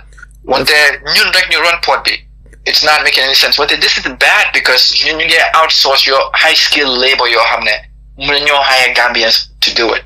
So it's a catch-22. Munyo gain corruption be. So if you am high skilled jobs. When the high skilled jobs were very corrupt. So Lini is the catch-22. Munyo gain is simple because the problem be that. Muntali is very simple. So for Senegal, how they dealing with it, we can easily replicate that. Disa nekk na lu dabi yaram ne ñun Gambian nga xam ne foreigner moo waroon a ñëw suñ port bi di njuuj njaaj di tapale ñu ut nun fatee loolu waaye Gambian yi ñi liggéey si port bi suñ gisee tokki si they behave well su fa tokki si nekkut ñu delluwaat seen njuuj njaaj loolu nekk na lu daw yaram no wonder waaye nga door di xalaat ne xëj na tokki si bu gaa jëlee over port bi xëy na loolu sax mooy gën di tey xëy na njuuj njaage tappale gi dina wàññeeku li nekk na lu daw yaram te ñun ñoo war a take care ñun ñoo war a fight against corruption rather than keneen ñëw di ñu ko fightal koo xam ne ki du Gambian li nekk na loo xam ne lu daw yaram la waaye nag am na ñuy wax ne corruption is the DNA of this government ndik te ñun ñëpp a ko xam ne corruption gi is everywhere te port bi moom seen corruption Gambian yu bari xam nañ ko yaa ngi tudde GRA ñu bari xamun corruption nga xam ne moo nekk GRA yow lan moo si sa jàngat naa nga gisee GRA Mr. Job man de I think that's the number one most corrupt organizations in Gambia parce que problème in GRA is very simple the preferential treatment bu ko nekk for one parce que am na business yu bari in Gambia they don't pay taxes so ñoom lu ñu def mooy they've reduced their tax base nga xam ne very few people pay taxes those few people that are paying taxes, then they drive out of business. So, problem boobu noonu, GRA si boppam, will not digitize everything they do. The man xam naa ne their leadership actually has tried to do this.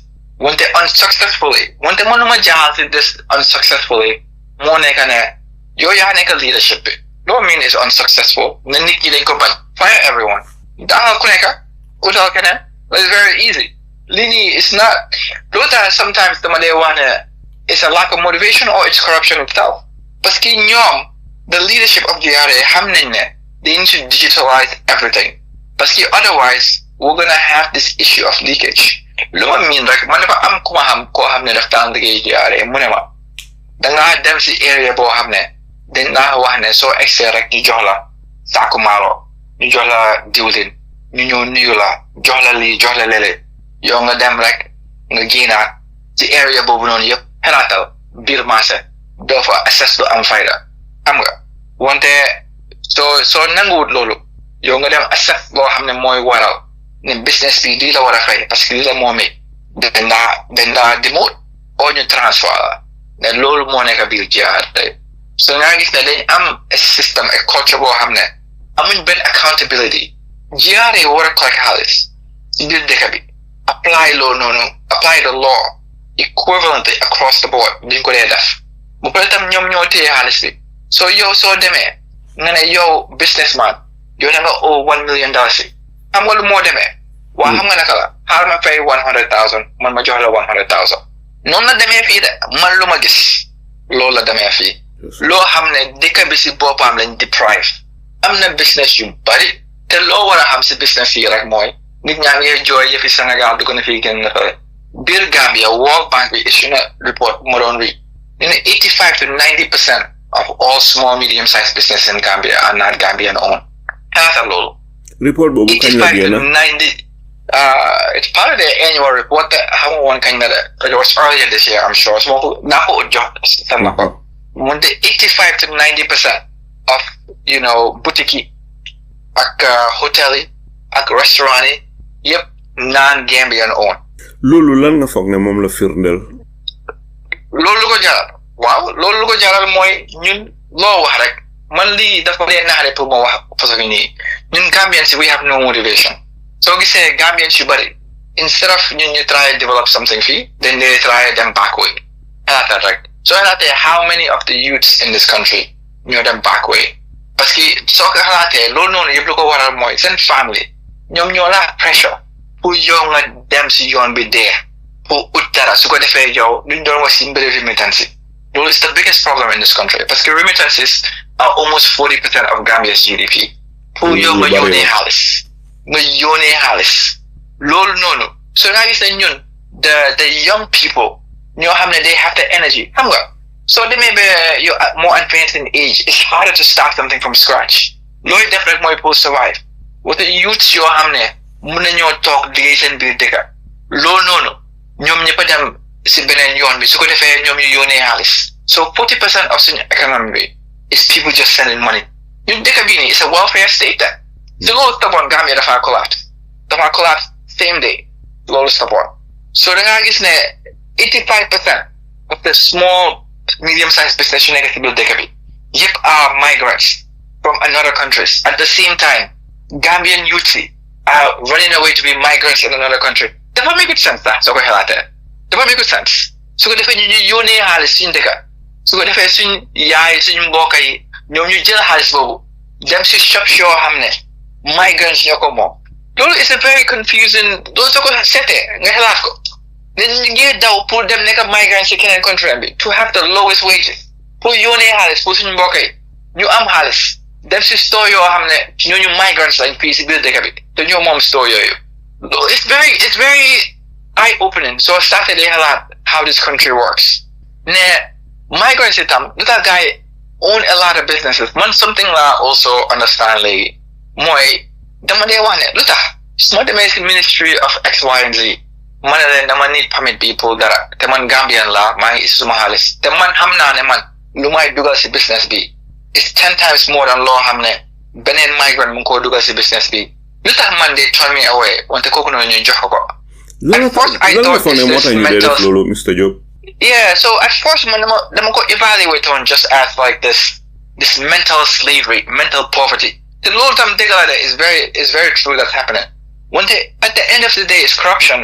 Parce que luy xew mooy man danga ma xamee ne man Gambian la man dama xam yow kan nga su ma la joxee dara ma bribe la am nga ne benn bés man naa si wax dara o man naa dugga ne waaw dama dem ministry of XYZ lii laa ko jox xam nga wante yow soo nekkee migrant from another country it's very low probability yow nga def loolu unless yow sa biir community nga wax loolu wante yow doo musa dem TV ne minister XYZ man dama ko fayoon x dara du ko defee mu jox ma permit bi loolu du musa xew so dama gis ne loolu noonu practically speaking loolu is a big part of the problem ne ñoom dañ ko dee gisee ne Gambian bii nii mun ma koo laajte dara parce que dama xam ne dafa wax dara wante yow soo nekkee from XYZ country nga ñëw nga jox ma dara o ma laajte la dara xam naa ne loolu noonu du génn si yow doo ko wax sa mbokk fii mun naa continue to live suma life rek téye xaalis boobu so dama gis ne problems yooyu ñoo nekk loolu laa start to notice so loolu dafa bari I mean of course the other big issue is ne migrants they have an advantage boo xam ne Gambia ni amuñ ko yow soo jógee let's say China o nga jógee India o nga jógee Pakistan yow yaa ngi export in that country yow am nga advantage boo xam ne Gambian mënu koo am mean ne yow you're from that country so yow pour nga jaay looy export so dëkk boobu noonu it's much easier parce que yow am nga access to that country than man su ma jógee tey ne dama export dara Pakistan it's gonna be much more difficult parce que I don't know anything about that market xam nga bu pare tamit su ma fa demee dañ maa gisee xam nga African yi parce que ñun tam we have to tell the truth many of these countries we are mistreated xam nga gis naa ne Sénégal ñu ngi wax ne Lebanese yi duñu am doom seen hospital yi parce que Lebanese yi dañu wax ne Sénégal yi Gambien yi ak African yi duñu am doom seen hospital yi xam nga they retaliated Sénégal so parce que ñun we're mistreated in these places wante ñoom suñ demee loolu te dëkk la ñoom pour jaay fa dara it's going to be a lot easier than man as a Gambian ma dem foofu jaay fa dara so loolu is also part of the truth boo xam ne these people that are migrants to this country are more successful than Gambians doing the same thing because they have access to their markets whereas we don't have the same access at the very least we should have a fair playing field inside of Gambia ne yow loo war a am no matter what heritage you are, no matter what your nationalities are, it should be equal across the board. Wante ñun suñu bokk ñun ñooy block other Gambians from having that same access within our country because of corruption. Wante we should also recognize that we're already at a disadvantage because in the market we have to go sell. Ne ñooñu gën a am doole parce que loolu plays a big part of it. Wante unfortunately most of this thing comes down to corruption bu ñoo wax nii rek. yow lan nga foog ne moom la nguur gi war a def pour minimize foreigners yi nga xam ne ñëw di def business di put Gambian yi out of business wala sax authorities seen boppa comme ni nga ko waxee rek ñoom they are more inclined pour dimbale foreigner boo xam ne mu ngi def business than Gambian te dafa war a nekk di opposite because ñun mënu na compete ñoom comme ni nga ko waxee rek yow boo demoon tey Libanon ne danga faa def business di war a compete Libanese dina xaat trop ak yow waaye Libanese ñu ngay jógee Libanon ñëw Gambia not only ne dañoo monopolize certain markets waaye di nga gis ne autorité si fii sax ñoom la gaay di gën a dimbale at the expense of Gambian yi nga xam ne ñoo juddoo si dëkk bi lan nga foog ne moom la autorité si war a def pour régler lii nii si sa gis-gis. No, man, to be very honest with you, man, I have zero inclination or nothing, against keneen ñëw liggéey Gambia parce que soo koy laajtee Gambia ñu bari ñu ngi abroad di liggéey si keneen dëkk. waaye des ñu emale leen rek ñoom ñëpp nit at the end of the day Gambian yi ñooy benefit waaye su fekkee ne Gambian yi they make it difficult for Gambians and make it easy for foreigners loolu right. Yeah, well, exactly. Man, so foofu laa doon dem sax man I think we need to just look at the problem differently. Problem bi nekkul ne there's foreigners here that are starting a business, So, man, I want everyone to succeed. Anyone who wants to come do something in this country, I want you to succeed. Dig it. Because as small as it is, you're somehow contributing. When the problem is twofold, we need to incentivize Gambians to do the work. Parce que Gambian bi pila mo spending halisam. I'm gonna understand that. The migrants that come here to invest in a business here, like I said, I welcome all of them. I want them to invest. I want them to bring their capital. The profit they make, they take the profit back out of the country. They don't circulate it back in the Gambian economy. So Gurvi should put together policies in place. It incentivizes people to circulate the profit in the economy. By saying there's going to be tax a certain way. I'm not proposing this. I'm just talking because my neck is just talking at the moment. We have to study that to see if that makes sense. One then they na buga yung new Gambia nga def ben ligay so buga gine halis bi ka gine ko immediately.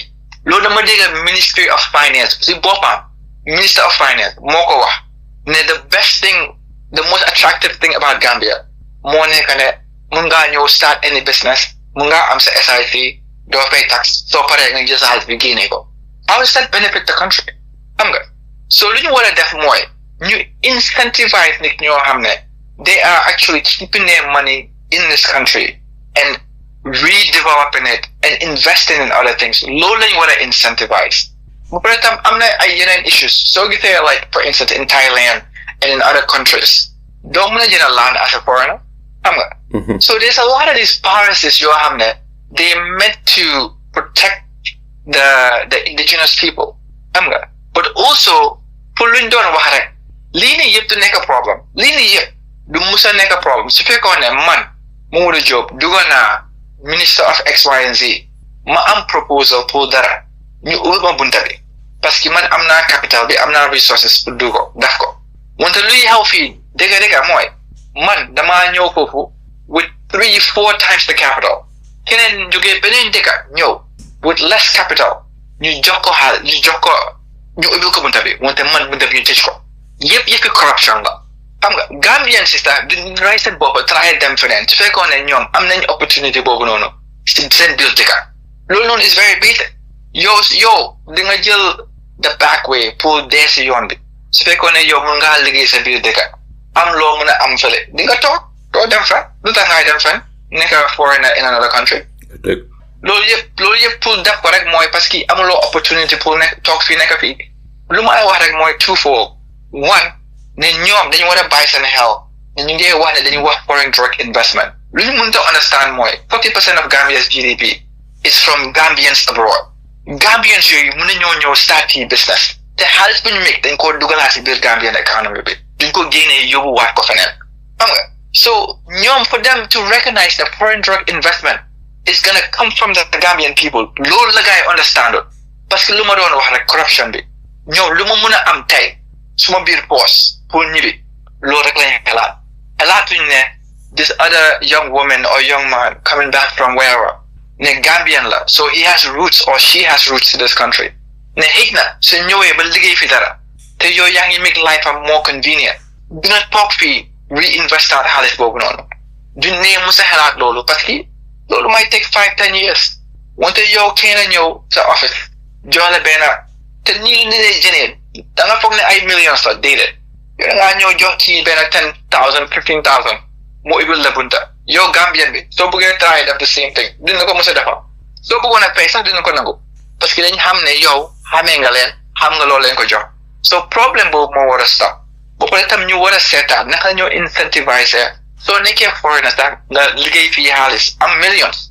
sa right la pour nga def loo bëgga wante naka lañ laa incentive pour yow nga dugaat xaalis boobu in the Gambian economy loolu lañ war a seet wante we're actually encouraging people to take the money out we're not incentivizing them to keep the money here loolu is the problem bu ñu am léegi loolu nekk na loolu daw yaram ma bëgg a xam rek Mr Jobe this special investment certificate ku nekk ko dee mun a am ndax danga ko dee mun a apply pour am ko I mean xam nga everything is what's on the books the special investment certificate being from GIFA it's there's a certain requirement but what like I think one of the main ones is then what to invest $250,000 dollars $250,000 the other thing is that what you're doing cannot be trade meaning that the whole you have to create some value add for to employ a certain amount of Gambians so already those are out there 99% of businesses in Gambia didn't qualify ASCII, just the capital requirement is so high at $250,000. So it already disqualifies so many people. So I think the intent of the program is very good, and they should keep it. They should create other programs. To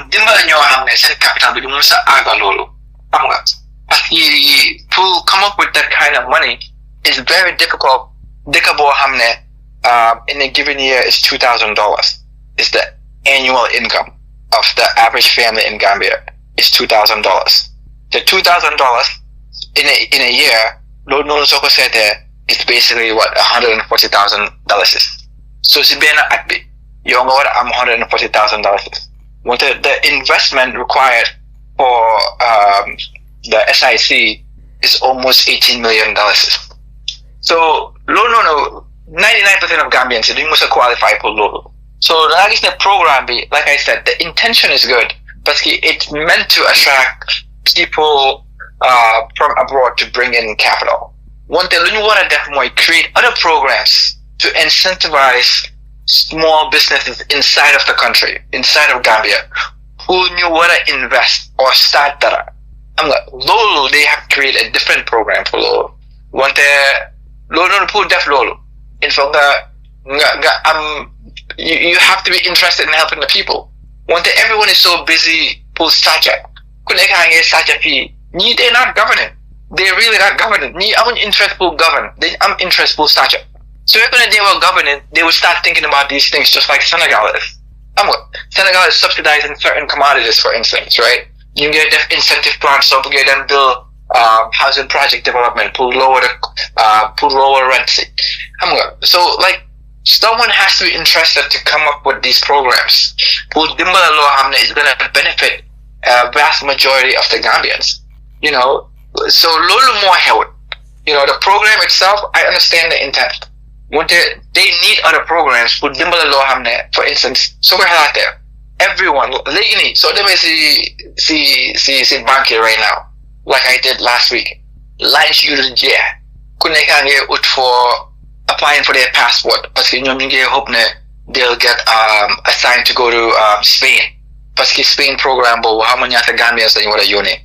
Want the line should make a passport. Musumagis Gambian so motivated to go do something. This is the first time we want to get slow hamne. The majalasa. Mbadu ñun ñu bari gaay nga kiw pour ut passeport. Yes, it's suba. So let me see banki. Do mëna noté sax laaj yaa ngi pes musuma gis Gambien jóg is suba. Monte pour génn si biir dëkk bi.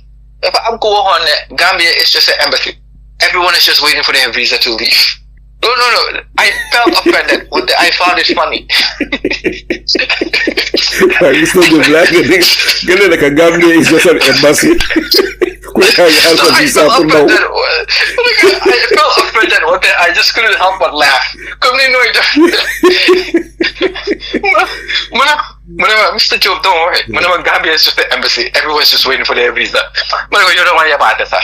What the so it's the truth. Because si bank naman tito anta. So kita queue you gula yo hamne early in the morning time bo hamne gina dole kita mane halatanda. Is it a holiday gusto mo ben Gambian bo gina. Man dimas naman gina ni dem sa Sana Gambia area be 8 o'clock 7 o'clock. There's more foreigners in Sana Gambia.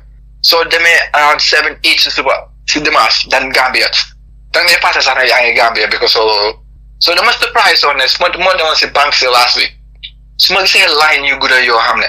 Couldn't hang here with passport because they all want to go be part of this program to go to Spain, whatever. What the laws over here? Yo, as a government, you should be ashamed. They need you yakamti against the Dikabi. Impact na sun Dikabi. Nte su feke ne ndaw yi nga xamne ñom leen wara yaakar pour sun labor force bi nite ñom ñi amé carte ñu ngi yong. So ndaw yu instead ñu tok ci Dikabi liggéey ñu dem benen dëkk di liggéeyal ñooñu foog ne loolu mu ngi affect Gambia. Of course. Dafa dem back to lu ma la doon wax rek mooy ne basically yow léegi Gambia ni 40% of our GDP mooy Gambia yi nekk abroad di yónnee xaalis. So léegi we're proving out ne it makes no sense pour Gambia ni toog biir Gambia liggéey seen dëkk. It makes more sense pour Gambia ni génn Gambia pour yónnee xaalis. Xam nga loolu la ko xale yu bari day xalaatee ne man su ma fi toogee ban façon liggéey laay am du ma am liggéey bu am fayda lu ma doon wax rek $2,000 a year xalaatal loolu is the average family income in Gambia $2,000 in a year $140,000 in a year loolu la benn famille di earn si biir fii so da nga gis ne ñu bari dañ ko seet ne ok waaw man mun naa dem def the lowest earning wage minimum wage anywhere in the world am naa dinaa am at least $20,000 so Gambian yep instead of sitting pour develop dëkk bi pour invest in businesses dañoo pare school like daw dem or pare wuñ school sax daw dem so basic laborers sax comme ni ay truck drivers ay shopkeepers loolu sax is more difficult to find léegi parce que soo leen amee sax you have to worry ne in a couple of months kii nga fa dem te dañoo dem ñu jàppale ñu ñëwaat ñu ne waa duma demaat next month kay tryaat demaat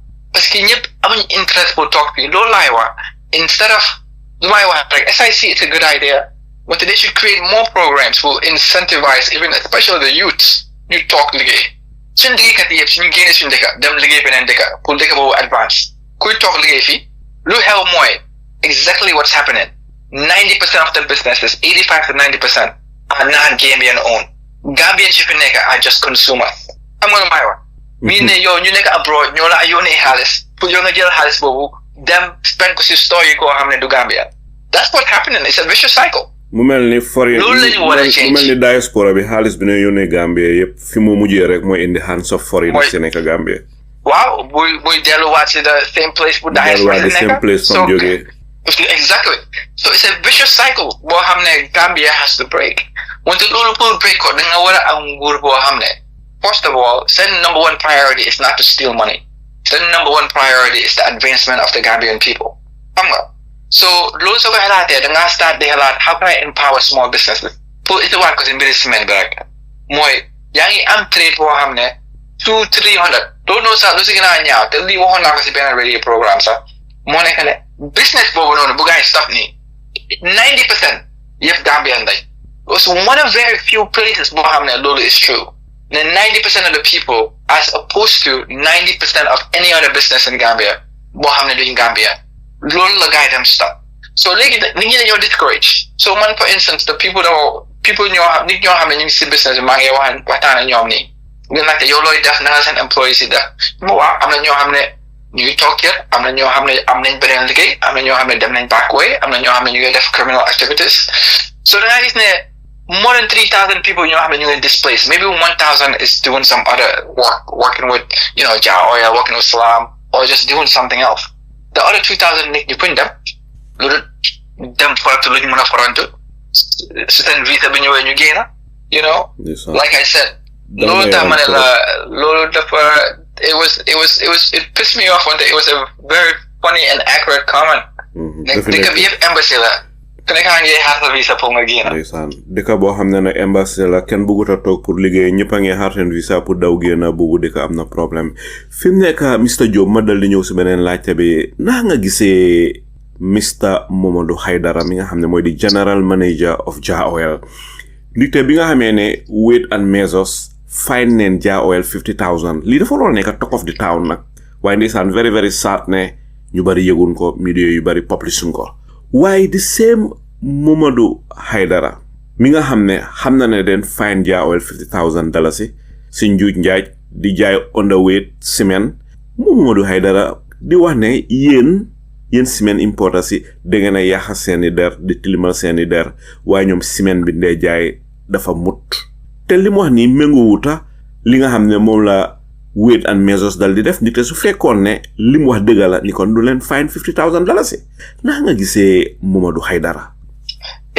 ma ne ko kañ du moom kañ fenkat la wante lu funny sax mooy looy wax noonu loolu noonu it speaks for itself loolu jarul sax man ma defend ko yow naka la weights and measures di ñëw yow si sa plant boo dee baagee te lii nii is more than 10 days after story bi doon run boo xam ne ñun ñoo ko dem publish online suñu boppa ne si Facebook si la ko gars yi dem investigate ne even though after loolu gars yi ñëw ba sa factory bi still found underweight bags bu paree fine la $50,000 yow naka gars yi mën a ñëwee ne loolu du dëgg lu tax nga fay $50,000 si bi da nga gis ne press release boobu noonu bu mu wone moom admit na ne ñoom fay nañ $50,000 si bi ba pare tam admit na ne waa ñu dañ amoon problème suñu machine yi waaw loolu yaaxateel loolu dëgg la di ndax du dëgg lu tax nga war a fay xaalis boobu su fekkee ne du dëgg so da ngaa gis ne lii laa dee wax ne ñoom dañ dee wax loo xam ne mun nañoo manipulate Gambian public bu bari parce que ñoom loolu lañ nekk di def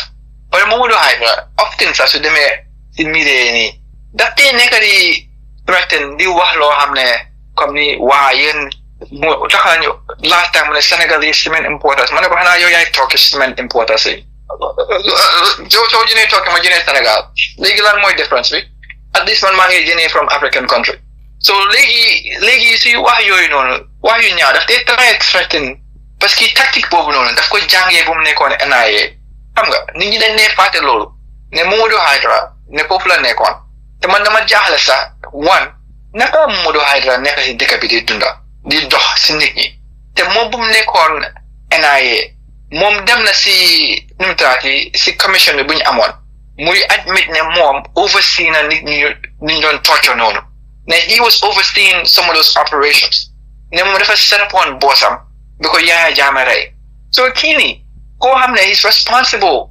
for harm to the Gambian people naka la kii mën a nekk general manager of Jah Oil Company ba pare naka la kii mën a nekk di dox si biir dëkk bi comme ni dara xewut comme ni doomi jàmbur nekkut si biir grave bi somewhere ne doomi jàmbur suffer with tremendous trauma parce que dañ ko torture woon under his watch te tactics yoo la ne try use su ñëwee si media bi di traité nit ñi naan damaa génnee lii damaa def lale ma ne ko yow yaay kan nag te man jaaxle na ma de ban tey naka la kii nii nekk di doxee kii nii xamul dara lu dul fay dañ ne wax ne spy agencies anywhere in the world comme ni CIA dañ ne wax ne kooku loolu kenn du ko dee musa gob loolu mooy kii nii lu mu wax rek xamal ne fen la su gémmiñam yi ibee rek fen la ndeysaan nekk na lu daw yaram fi mu nekk daanaka waxtu bi mu ñoo bugg a jaamu waaye ma bugg a laa laaj rek Mr Jobe Jah Oil ñu ngi doon wax ne ñoom mun nañoo supply Gambian yi di amount of cement bi nga xam ne moom leen soxla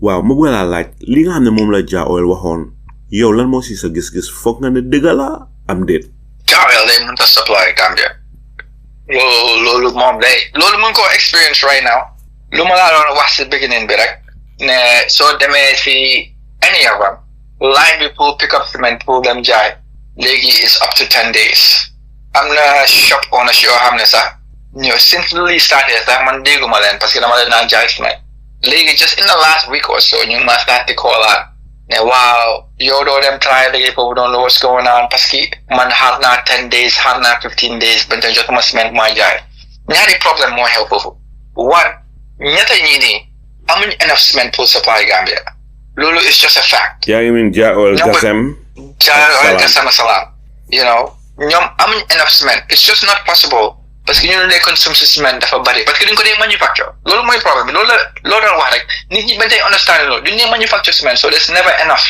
parce que port bi su ko Jah Oil manipulé doon yëpp sax duñ am enough cement buy ñëw mën a koo bag at the same time pour mën a supply marché bi lu tax ñii they were very strategic xam nga Jah Oil dañ liggéeyoon ak Ministry of Trade bi pour put in this measure during the raining season xam nga loolu leen dimbale parce que mu doon taw te taw bi duñ dee consume as much cement so léegi taw bi stock na wante xam nga season bi sax du start ba ay January January through April is the peak of the season of consumption for cement. So you agay December sa. So bin na ginabari. Monte right now, I 10 to 15 days na idea gani gide hard pull cement. Like shop owners eh. Lola nyo hard pull cement pull jay ko. So nangagis na lady rehelp mo price with the far eh. Paski lolo si hasebe ha na cement mo yawa man ke tuti. Wow, fuck. Yo, speak shop owner ga. Nga wala hard 10 to 15 days for cement. Wow, so ko jete nga do ko jay the same price, ko jay higher price. So lolo mo help si build the kabi. So lolo sa do ko gina make worse mo nga someone like Jah Oil ko hamne dafla jay cement bo de mo jay bo pam cement.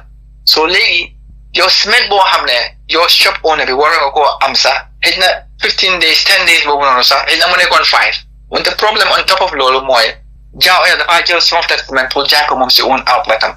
So legi nga gis na cement is not available for you because there's just not enough capacity. When the cement is not available for you because cement bo hamne available na mom si baba mo ko jay yodo ko jay. So problems you in your face. So I'm in a situation bo hamne am nga ngur bo hamne buguta regulate dara buguta def dara the yoni lo hamne is the right thing to do. Lulu yoni kumafe. This is what's gonna happen. Then you am deka bo hamne. There's gonna be very few companies. The one looking at funny way companies you know they're not paying taxes because they have a SIC. Very few companies you hamne if they am SIC telling they pay tax. So really help more than I support me. Instead of $500,000 put si container the final $500,000. So average Gambia be more to continue to suffer. So problem na bubble am. Wante maguna guarantee na so get December January. They can be gesa ko indara. Then check for prices to man bitan. Capacity mo am. So problem bubble nyo try bente. Fimne ka Mr. Job, lan moy the price a wholesale price pour bena bagi cement si jamono yi. So I'm when I haven't looked in a while. Muna la wax rek ne retail price bi parce que man right now nekuma di deal directly in cement other than moy pour encourage government bi ñu ibi bunta yépp su ko defé ñepp mëna liggéey so luma mëna wax rek moy what the retail prices xamna ne ci combo area bi ma ngay gis cement légui as high as 400 405 do la doon gis fani xamna ne amna time bo xamne ñu ko doon jaay ay 390 back in February before Guy Def measure it. Till London was in the peak of the season. Till right now, the Gaku is even season. The season with December they really start. And then January through April is the peak. So Hamnane retail price is higher. The combo area only is higher than it was before they put the measure in effect. So domestic like bus. So fee 400 or young 465. Because transport cost alone is 65. So then I guess that previously you were paying around 400. They by force young you pay 465. So Lulu is the problem. Lulu monica in your hair. Unfortunately, nyo hamne send voice be. Do they amplify? So you get the provinces will be take you for granted, except for election time. You're so joy so here, din la fale. So then I guess voice you know nag to ko dem musa git newspaper be. Ne nit yu nekk parce li ñoo pay cement te previously li non pay cement do musa gis those bank paper wanted those are the people in the country ñoo xam ne they're the most impoverished speaking the average fee is 2,000 those people are 1,000 a year what they earning so ñoo gina need help wanted that's why the price of cement is the highest unfortunately bi nga fi mujjee ñëw last time bi yaa ngi waxoon ne government bi dañ leen bëggoon a allow one time pour ngeen jàll ak seeni ciment yi waaye one time boobu rek la ma bëgg laa laaj rek si jamono yi ana seen trox si ak naa ngeen mujjee ak nguur gi ndax bantey seen trox si ñu ngi taxaw si booda yi no so buying trox si duga the problem right now is mun naa laa wax that probably according to my estimate $7 to $10 million US dollars bu càng biir Sénégal bu nit ñi am in deposits comme ni prepayments yu gaay defoon in cement yoo xam ne xalaataat rek loolu mu fa toog earn benn interest bu moo earn so da ngaa gis ne am na Gambians léegi 7 months 8 months yoo xam ne seen xaalis muy toog biir Sénégal factory bi mu ngi jël xaalis boobu liggéey ko xam nga lu ma miin factory bi mu ngi jël xaalis parce que xaalis boobu mu ngi seen bank account bi mun nañ koo use however they want te loolu xaalisi Gambian la war a dem si Sénégal jël sa xaalis ou jël sa ciment istiwaat ko biir Gambia parce que dina ko jox xaalis il faut nga jël ko ciment istiwaat ko biir Gambia. so du leen allow ko defee pour delloowaat leen seen xaalis mënatu na jot seen xaalis. non parce que contract boo sign mooy yow da ngaa def deposit bi and you get it back in cement. xam nga I'm sure mun ngaa dem negotiate soo amee doole wante soo amul doole doo si mun dara loolu la xaar rek. ba ñu ibi bunta su ko defee yow nga mën a istiwaat sa ciment bi. so mu mel ni right now amul benn truck bu nekk si border bi. non right now amul benn truck bu nekk si border bi. waaye business bi naka la demee business bi dafa stop ndax. waaw so loolu laa doon wax so léegi there's maybe 300 small business owners yu nekk si industry bi.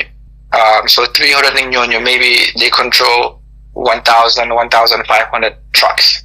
So trucks yu bari yooyu noonu yëpp some of them dañ leen convert pour ñu def leneen def seen transport faratu doo mun ñu bari dañ teg seen trucks yi noonu rek wuñ defuñ dara.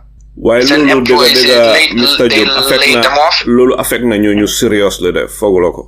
Of course am na ñoo xam ne they filing for basically equivalent to bankruptcy parce que ñu bari lu nguur bi fail to understand te lii nii multiple times Ministry of Trade dem naa fa wax naa leen lii.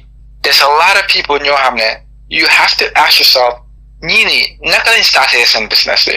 A lot of these people dañ dem génnee bank loan dañ dem jaay seen land bi pour jënd trucks dañ dem seen mbokk yi abal leen xaalis xam nga dañ dem def susu so da ngaa gis ne ñu bari noonu lañ starté seen business bi parce que ma doon wax rek capital is not abundant in Gambia so you have to do other means of financing so ñooñu yëpp right now am na ñoo xam ne buñ demee jël bank loan xam nga banque bi dafa lay require 200% of the asset so seen kër lañ teg seen land lañ teg loolu yëpp gaa ñu ngi ko lose right now loo xam ne kenn bindu ko maa ngi koy try promote pour nit ñi xam si dara wante kenn bindu ko so ñu bari ñu ngi right now lose seen kër ñu ngi lose seen land seen trucks yi are getting repossessed xam nga. foog nga ne trade minister Baboucarr Diouf xam na lii. su ko xamutee day he's not doing his job parce que he should have done this research pour understand ne lii mooy xew. Te ñun try na man personally try na multiple times to say this is what's gonna happen ne parce que lu ma laa wax rek pour dem taxaw 10 days pour am benn 1,000 bags cement when previously mun ngaa dem am 4 or 5 pour soo demoon Sénégal xam nga so léegi yow loolu na nga see dundee doo si mun a dunda te yow loolu benn truck la soo amee 5 trucks so léegi benn truck every 10 days doo si mun a dunda so the same thing you can't pay back the debt xam nga so yow soo jaayoon sa land bi at an unfavorable price léegi you're going bankrupt so léegi loolu yëpp ay xew wante there's another thing loo xam ne is even a bigger problem mooy time boobu noonu ñu daan dem Sénégal for instance there was this black market boo xam ne ñu ngi doon finance boutique ñu moom boutique yi meaning ne yow su ma ñëwee ma ne la yow naa la wàccal 1,000 bag yow amuloo xaalis pour fay ma wante dama la jox 1,000 bag bi parce que it's a trade maa jox 1,000 bag bi nga jaay ko soo ko jaayee nga fayaat ma that's how a lot of it was working parce que boutique ñu moom boutique yi ñu bari dinañ mën a jënd 1,000 bags at the same time. So léegi luy xew mooy that indirect financing is gone xam nga Jah Oil dina jox credit de non yow nga fay sa banque mu jël xaalisam jeex na so yaa gis ne that indirect financing that indirect credit facility is also gone parce que léegi ñooñu mënuñoo jënd enough cement bag wante on top of loolu dañ war a xaar 10-15 days pour jot seen cement bi so it's a dire situation for everyone involved in the trade not just the people ñu doon dem Sénégal pour ñëw but ñu dee jaay cement bi so everyone is struggling a little bit ba mu des rek xam nga rek ñoo xam ne they benefited from it specifically Jah Oil Company wante ñoom sax loolu taxut ne ñu ngi start on top of loolu is the ugliest part of this whole thing. lan mooy sa tontu su ñuy wax ne Jah Oil leen government bi jox special investment certificate ba pare rataxal mbir mi pour ñu monopolize the cement industry loolu mooy njëriñi Gambian yi te loolu mooy njëriñi nguur gi ñi wax li yow lan mooy sa tontu jëmale ko ci ñoom. They are uninformed and uneducated loolu rek laa si mën a wax parce que man suma boppa wax naa folks within the Ministry of Trade ma ne leen how is it possible ne Jah Oil Special investment certificate bi it's a 8-year program. 8-year program boo xam ne yow mun nga you have import duty waivers, corporate income tax waivers. It's a 8-year program. But mun nañ ko extend. When there's a limit. Someone like Jah Oil, he's had it for more than a decade. Man, how is this possible? It's way beyond 8 years. So to extend on that is beyond that too. I'm not time key use ago, so that's why it's taking longer. So lady, when I read this thing, it's very specific.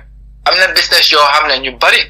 Book COVID here one for instance. Munyo trade, munyo def therapy, everything stopped around the world.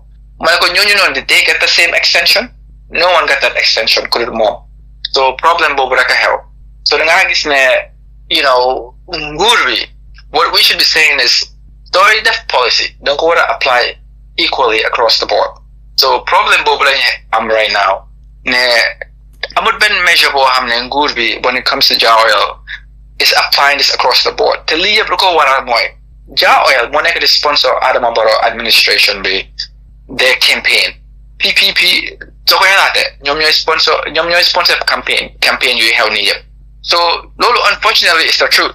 Boko de lo tax gaay di am treatment bu gaay di am ni parce que dañ gis ne ki mëna leena dimbale bu gaay win election bi. So that's unfortunately that's the saddest, that's the whole truth. It's not a complicated thing. It's a very simple thing. Ne mo leena dimbale sen campaign bi. That's it. am na ñuy wax ne the Gambia government has successfully dismantled ba pare put leen yéen di cement traders into bankruptcy ba pare dal di leen tas completely ñuy wax li yow lan mooy sa tontu jëmale ko si ñoom. No, I mean loolu mooy dëgg bi lu ma la doon wax ne ñu bari dañ finance seen operations bi in some way parce que lu ñu doon wax rek so what they make $140,000 a year. Naka muna $2 million for jënd benn truck like benn waxuma la 5 or 6 benn. So in from the finance or somehow I'm not ñoo xam ne fortunately yes they had the capital to start slow and then grow it but then they went into debt to do it. So ñooñu yëpp they right now not ñoom ñëpp wante some of them are now bankrupt and some of them are struggling to survive day to day pour am dépense xam nga. They're doing what they can. One thing is the actual truth. They're basically because of one person, everyone else has to suffer. Nakala dekabi muna wahene kena nikira ka muna dunda. Mom rek la domam wara dem janga. Mom la ka muna wara fay nawek. Mom rek wara am moto. One day yen ñep yep can you say am dara. Again, it goes back to Maron wa. Ne lini is not very complicated. Ne am nga ko xamne he is in the favor of the administration because he's doing favors for the administration. So unfortunately, lolo hell, but it's at the detriment of the average Gambian. Mu am ñuy wax ne Gambia government is engaged in a trade war with Senegal, a silent trade war. Why unfortunately, yéen da ngeen happen rek pour stand in between Gambia and Senegal. Why government bi amul intention pour put leen into bankruptcy, pour dismantle leen. Why da ngeen nekk rek on the way of the trade war between Gambia and Senegal. Ñi wax li yow lan mooy sa tontu jëmale ko si ñoom. There's some truth to Lini. The bigger question is who instigate problem bi. Comme ni ma la wax si mbiri cashew bi ak si mbiri timber bi bu Gambia bu Senegal indi. But xam nga lu gën a funny si li mooy Ministry of Trade bi soo demee fa bu wax guys then they want to lolo is what's happening. Like, hey man, this is a bigger issue. Unfortunately, you guys are just part of it. So, trade, so, question so one can almost understand to guy wahon lolo. I would bend other trade Bugambia for Senegal, even almost empathize with their case. Want lolo possible when law hamne there's hundreds of other trade Bugambia pick. So then what I like is about Paluta. You pick cement pick. They pick anything else. Lo hamne Gambia Senegal is the trade. Want the cement. Come in Basalt, for instance. Gambia amud beton. The black stone. Black stone all comes from Senegal. So luta piguñu won Blackstone ne lola gaay block te ñu pigon cement parce que Hamidou Dia mo ngi def cement. So luma la waxon rek in the beginning. Mom he's an opportunist. Xam nga gis na opportunity bi ni pour benefit and he's using that.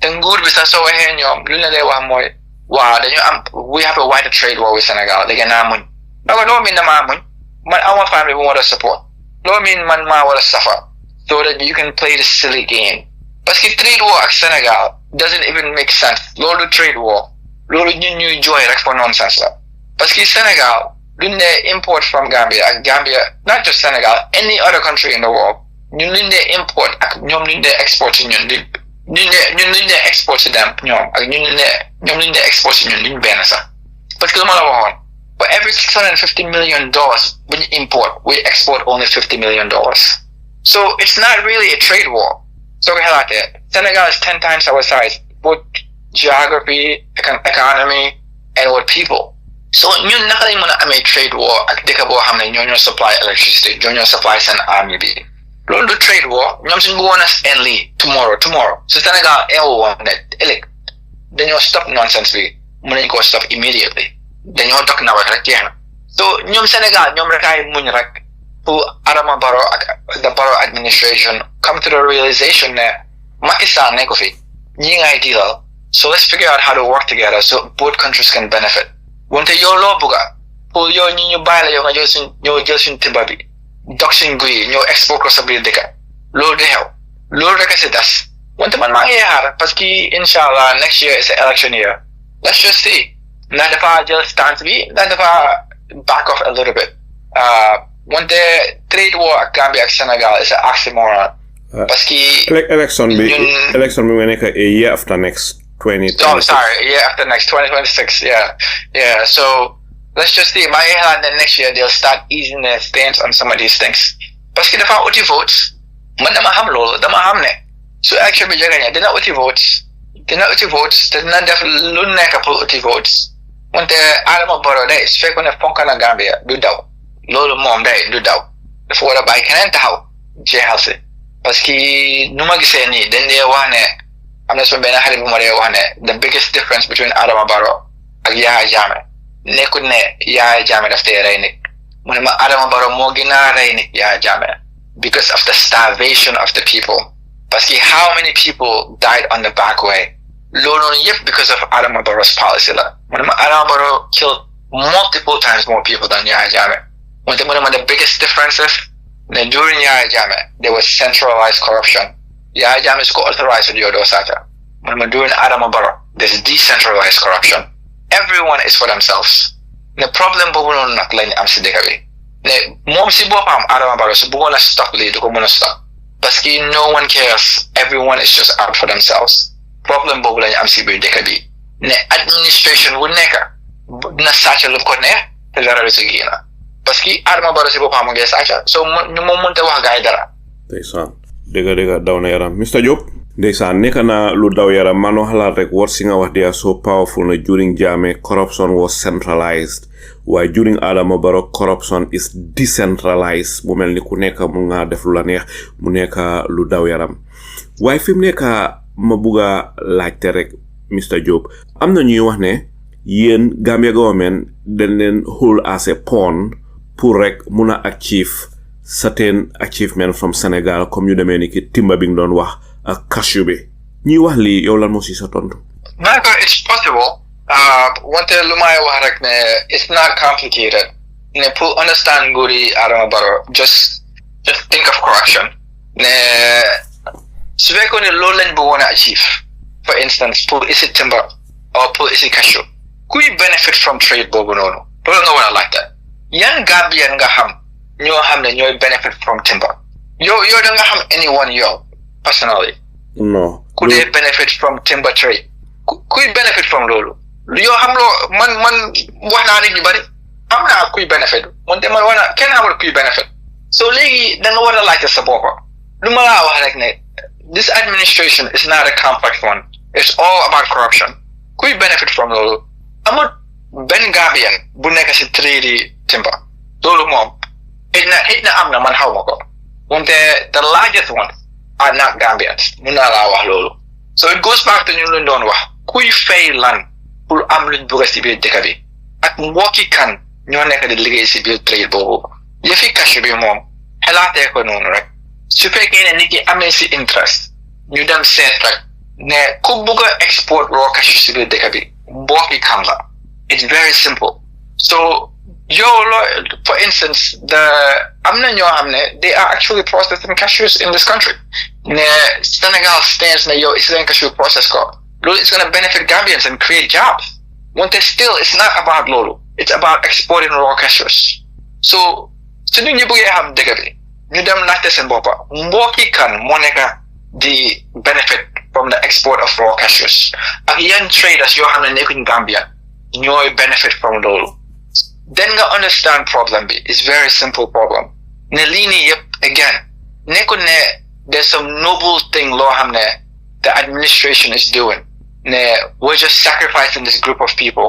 because in the long run this is going to benefit all Gambians this is benefiting certain individuals yoo xam ne dañ jegeñ nguur bi su ñu amee time pour investigate ban Gambia lañu xam o kan moo nekk Gambian te mu ngi benefit from timber or mu ngi benefit from the export of raw cashew waxuma la process cashew raw cashew then di nga understand la xew si fii mbiri cashew gi am na loolu si xam ñu ngi see liggéey si ron den si def ay enquête pour waxtu bi jotee rek dineen xamal Gambien li nga xam ne mooy xew waaye nekk na lu daw yaram lu leen ma si nekk fi mu nekk daanaka waxtu bi jeex na Mr Jobe lan nga foog ne mooy solutions bi diggante yéen cement importers yi Jah Oil ak nguur gi fan nga foog ne foofu la lii di mujjee ak ndax foog nga ne solution dina musa am diggante yéen nguur gi ak Jah Oil ndikte yéen seen truck si ñu ngi taxaw waaye Jah Oil seen truck si mu ngi dugga ak génn fiyaawut ne Jah Oil ñim employé ñu ngi liggéey yéen seen employé si ñu bari fi mu nekk divert neen seen truck si ñu def yeneen façon ngi liggéey maanaam dafa mel ni nguur gi dafa ñëw rek put ñenn ñi si yéen into bankruptcy ñi ñu dismantul leen so lii nekk na loo xam ne nekk na lu daw yaram te ñu bari la affect nit ñu bari ñu ngi liggéey si business bi dem ay jabar am ay doom ba pare am na ñu bari comme ni nga ko waxee thousands of nit ñoo xam ne because of lii fi mu nekk mënatuñu liggéey wala ñu ngi uti yeneen façon liggéey ba pare am na ñoo xam ne ñu ngi file for bankruptcy am na ñoo xam ne dañ jaay seen kër yi comme ni nga ko waxee am na ñoo xam ne ñu ngi tayle seen téere kër yi pour mun a jënd truck so lii yëpp dafa nekk loo xam ne daf leen affect seriously waaye nag there must be a solution lan nga foog ne moom mooy indi solution to this crisis. Yeah, ma ne ko lii nii kañ ni to put it very simply moo nekk ne man I can understand especially from an economic point of view pour wax ne suma dëkka has a strategic interest in the industry ne man ñun dañ di produce something lu mu nekk let's just say ñun dañ di ñu ngi nekk in farming dañ di def chicken xam nga we have a lot of chicken farms and we produce a lot of chicken ay ganaar dañ di produce a lot of ganaar so dama bëgg a block ganaar boo xam ne la Brazil de indi dump ko si biir marché Gambie xam nga US sama President Trump win na léegi he's gonna be engaging on a lot of similar things boo xam ne dafa wax ne China bu isi suma dëkk bi dama ko dee defar so I can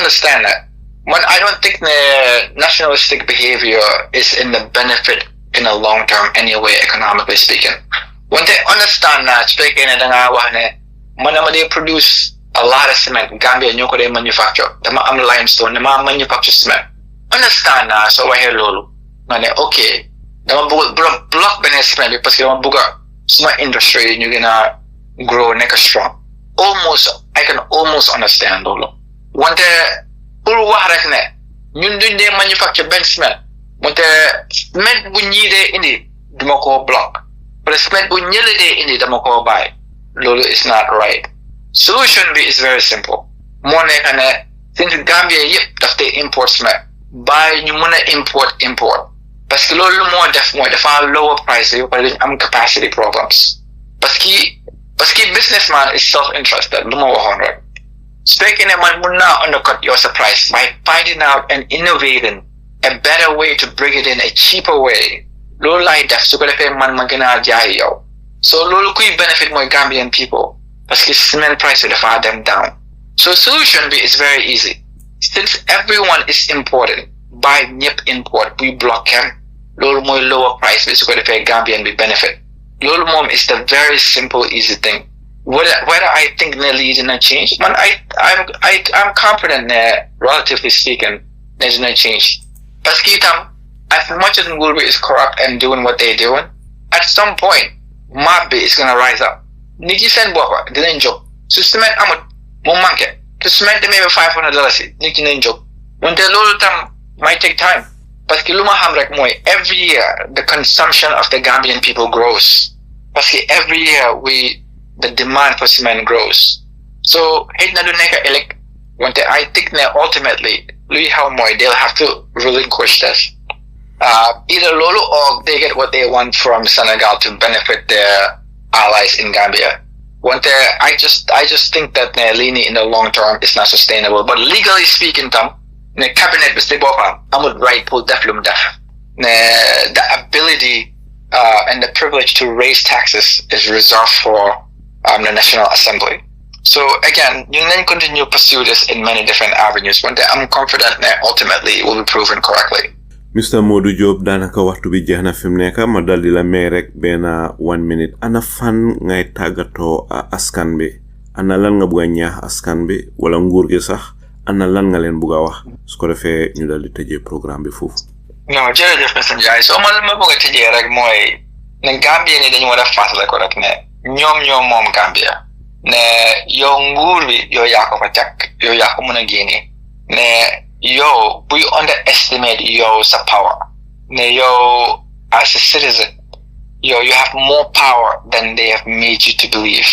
Ne bugarek titala ne yo amlo dore, wante yo yagina am dore. Yo kofa tek yo yako muna gene. So bulen fasle ko lolo. Bapare tam ne bulen sato de hamna ne wahone ni last time. Wante askan ñu neka diaspora bi. Ñoo nagina buga wahar. ñoo gina am doole ñëpp léegi ne yéen a control 40% of Gambia's GDP daatal power boo am ne yow ëllëg soo bëggoon a change things in Gambia yow the people in the diaspora you can do it very easily parce que 40% of our economy stops dëkk bi du dem fen so dama bëgg rek ñu toog xalaat bu ñu underestimate their own power to make change happen but then it's up to them ne ku nekk bitim réew ku nekkul Gambia du ñëw dimbala la gis loolu ñun struggle ñu am nii te ñëwul pour ne xaaral ñu change Gambia for the better yéen Gambian sa ka mën a change Gambia so bu leen toog yaakaar na keneen dina leen ñëw dimbale il faut ngeen jóg dimbale seen bopp. Mr. Modou Job maa ngi lay gërëm di la sant si sa waxtu maa ngi lay gërëmati di la sant si lépp loo xam ne séedoo nga ko askan bi mbokay Olof Njaay wax na ne ëllëg du añ du reer waaye lu mat a sédda la te alalu nit ku saagan ku farlu moo koy for dal di jëriñoo te lu sakantal kat ba denca salax kat ba sànni moo tax koo gis muy sakantal rek dafay jënta lu baax lu nekk danga koy indi sa dëkka lu baax lu nekk da ngay bugga mu des si dëkka bi waaye salax kat ba nag moom du denca moom day sànni mu dem bitim réew wala muy def loo xam ne day jëriñ ñi nga xam ne dañuy roñ alali dëkk ba yëpp dal di yóbbu bitim réew dëkk nag duñ ko tabaxee nii mbokk yi fii la waxtaan ji dal di am duma def lu dul dal di ëmba lépp loo xam ne Mr. Modou Job waxtaanee na ko fii dal di leen ko jébal dal di bàyyi waxtaan ji mu continuer daw si seeni xel yéen Gambien yi yéen yeneen àttekat yi nga xam ne yéen ne àtte lépp loo xam ne déggee ngeen ko fii di leen gërëm di leen santa te yal na ndimbalab yàlla wàcca si réewu Gambia seeni mbokka Saliu Njaay salaamu aleykum wa rahmatullah wa barakaatu waahiru daawaana an alhamdulillahi rabbil alamin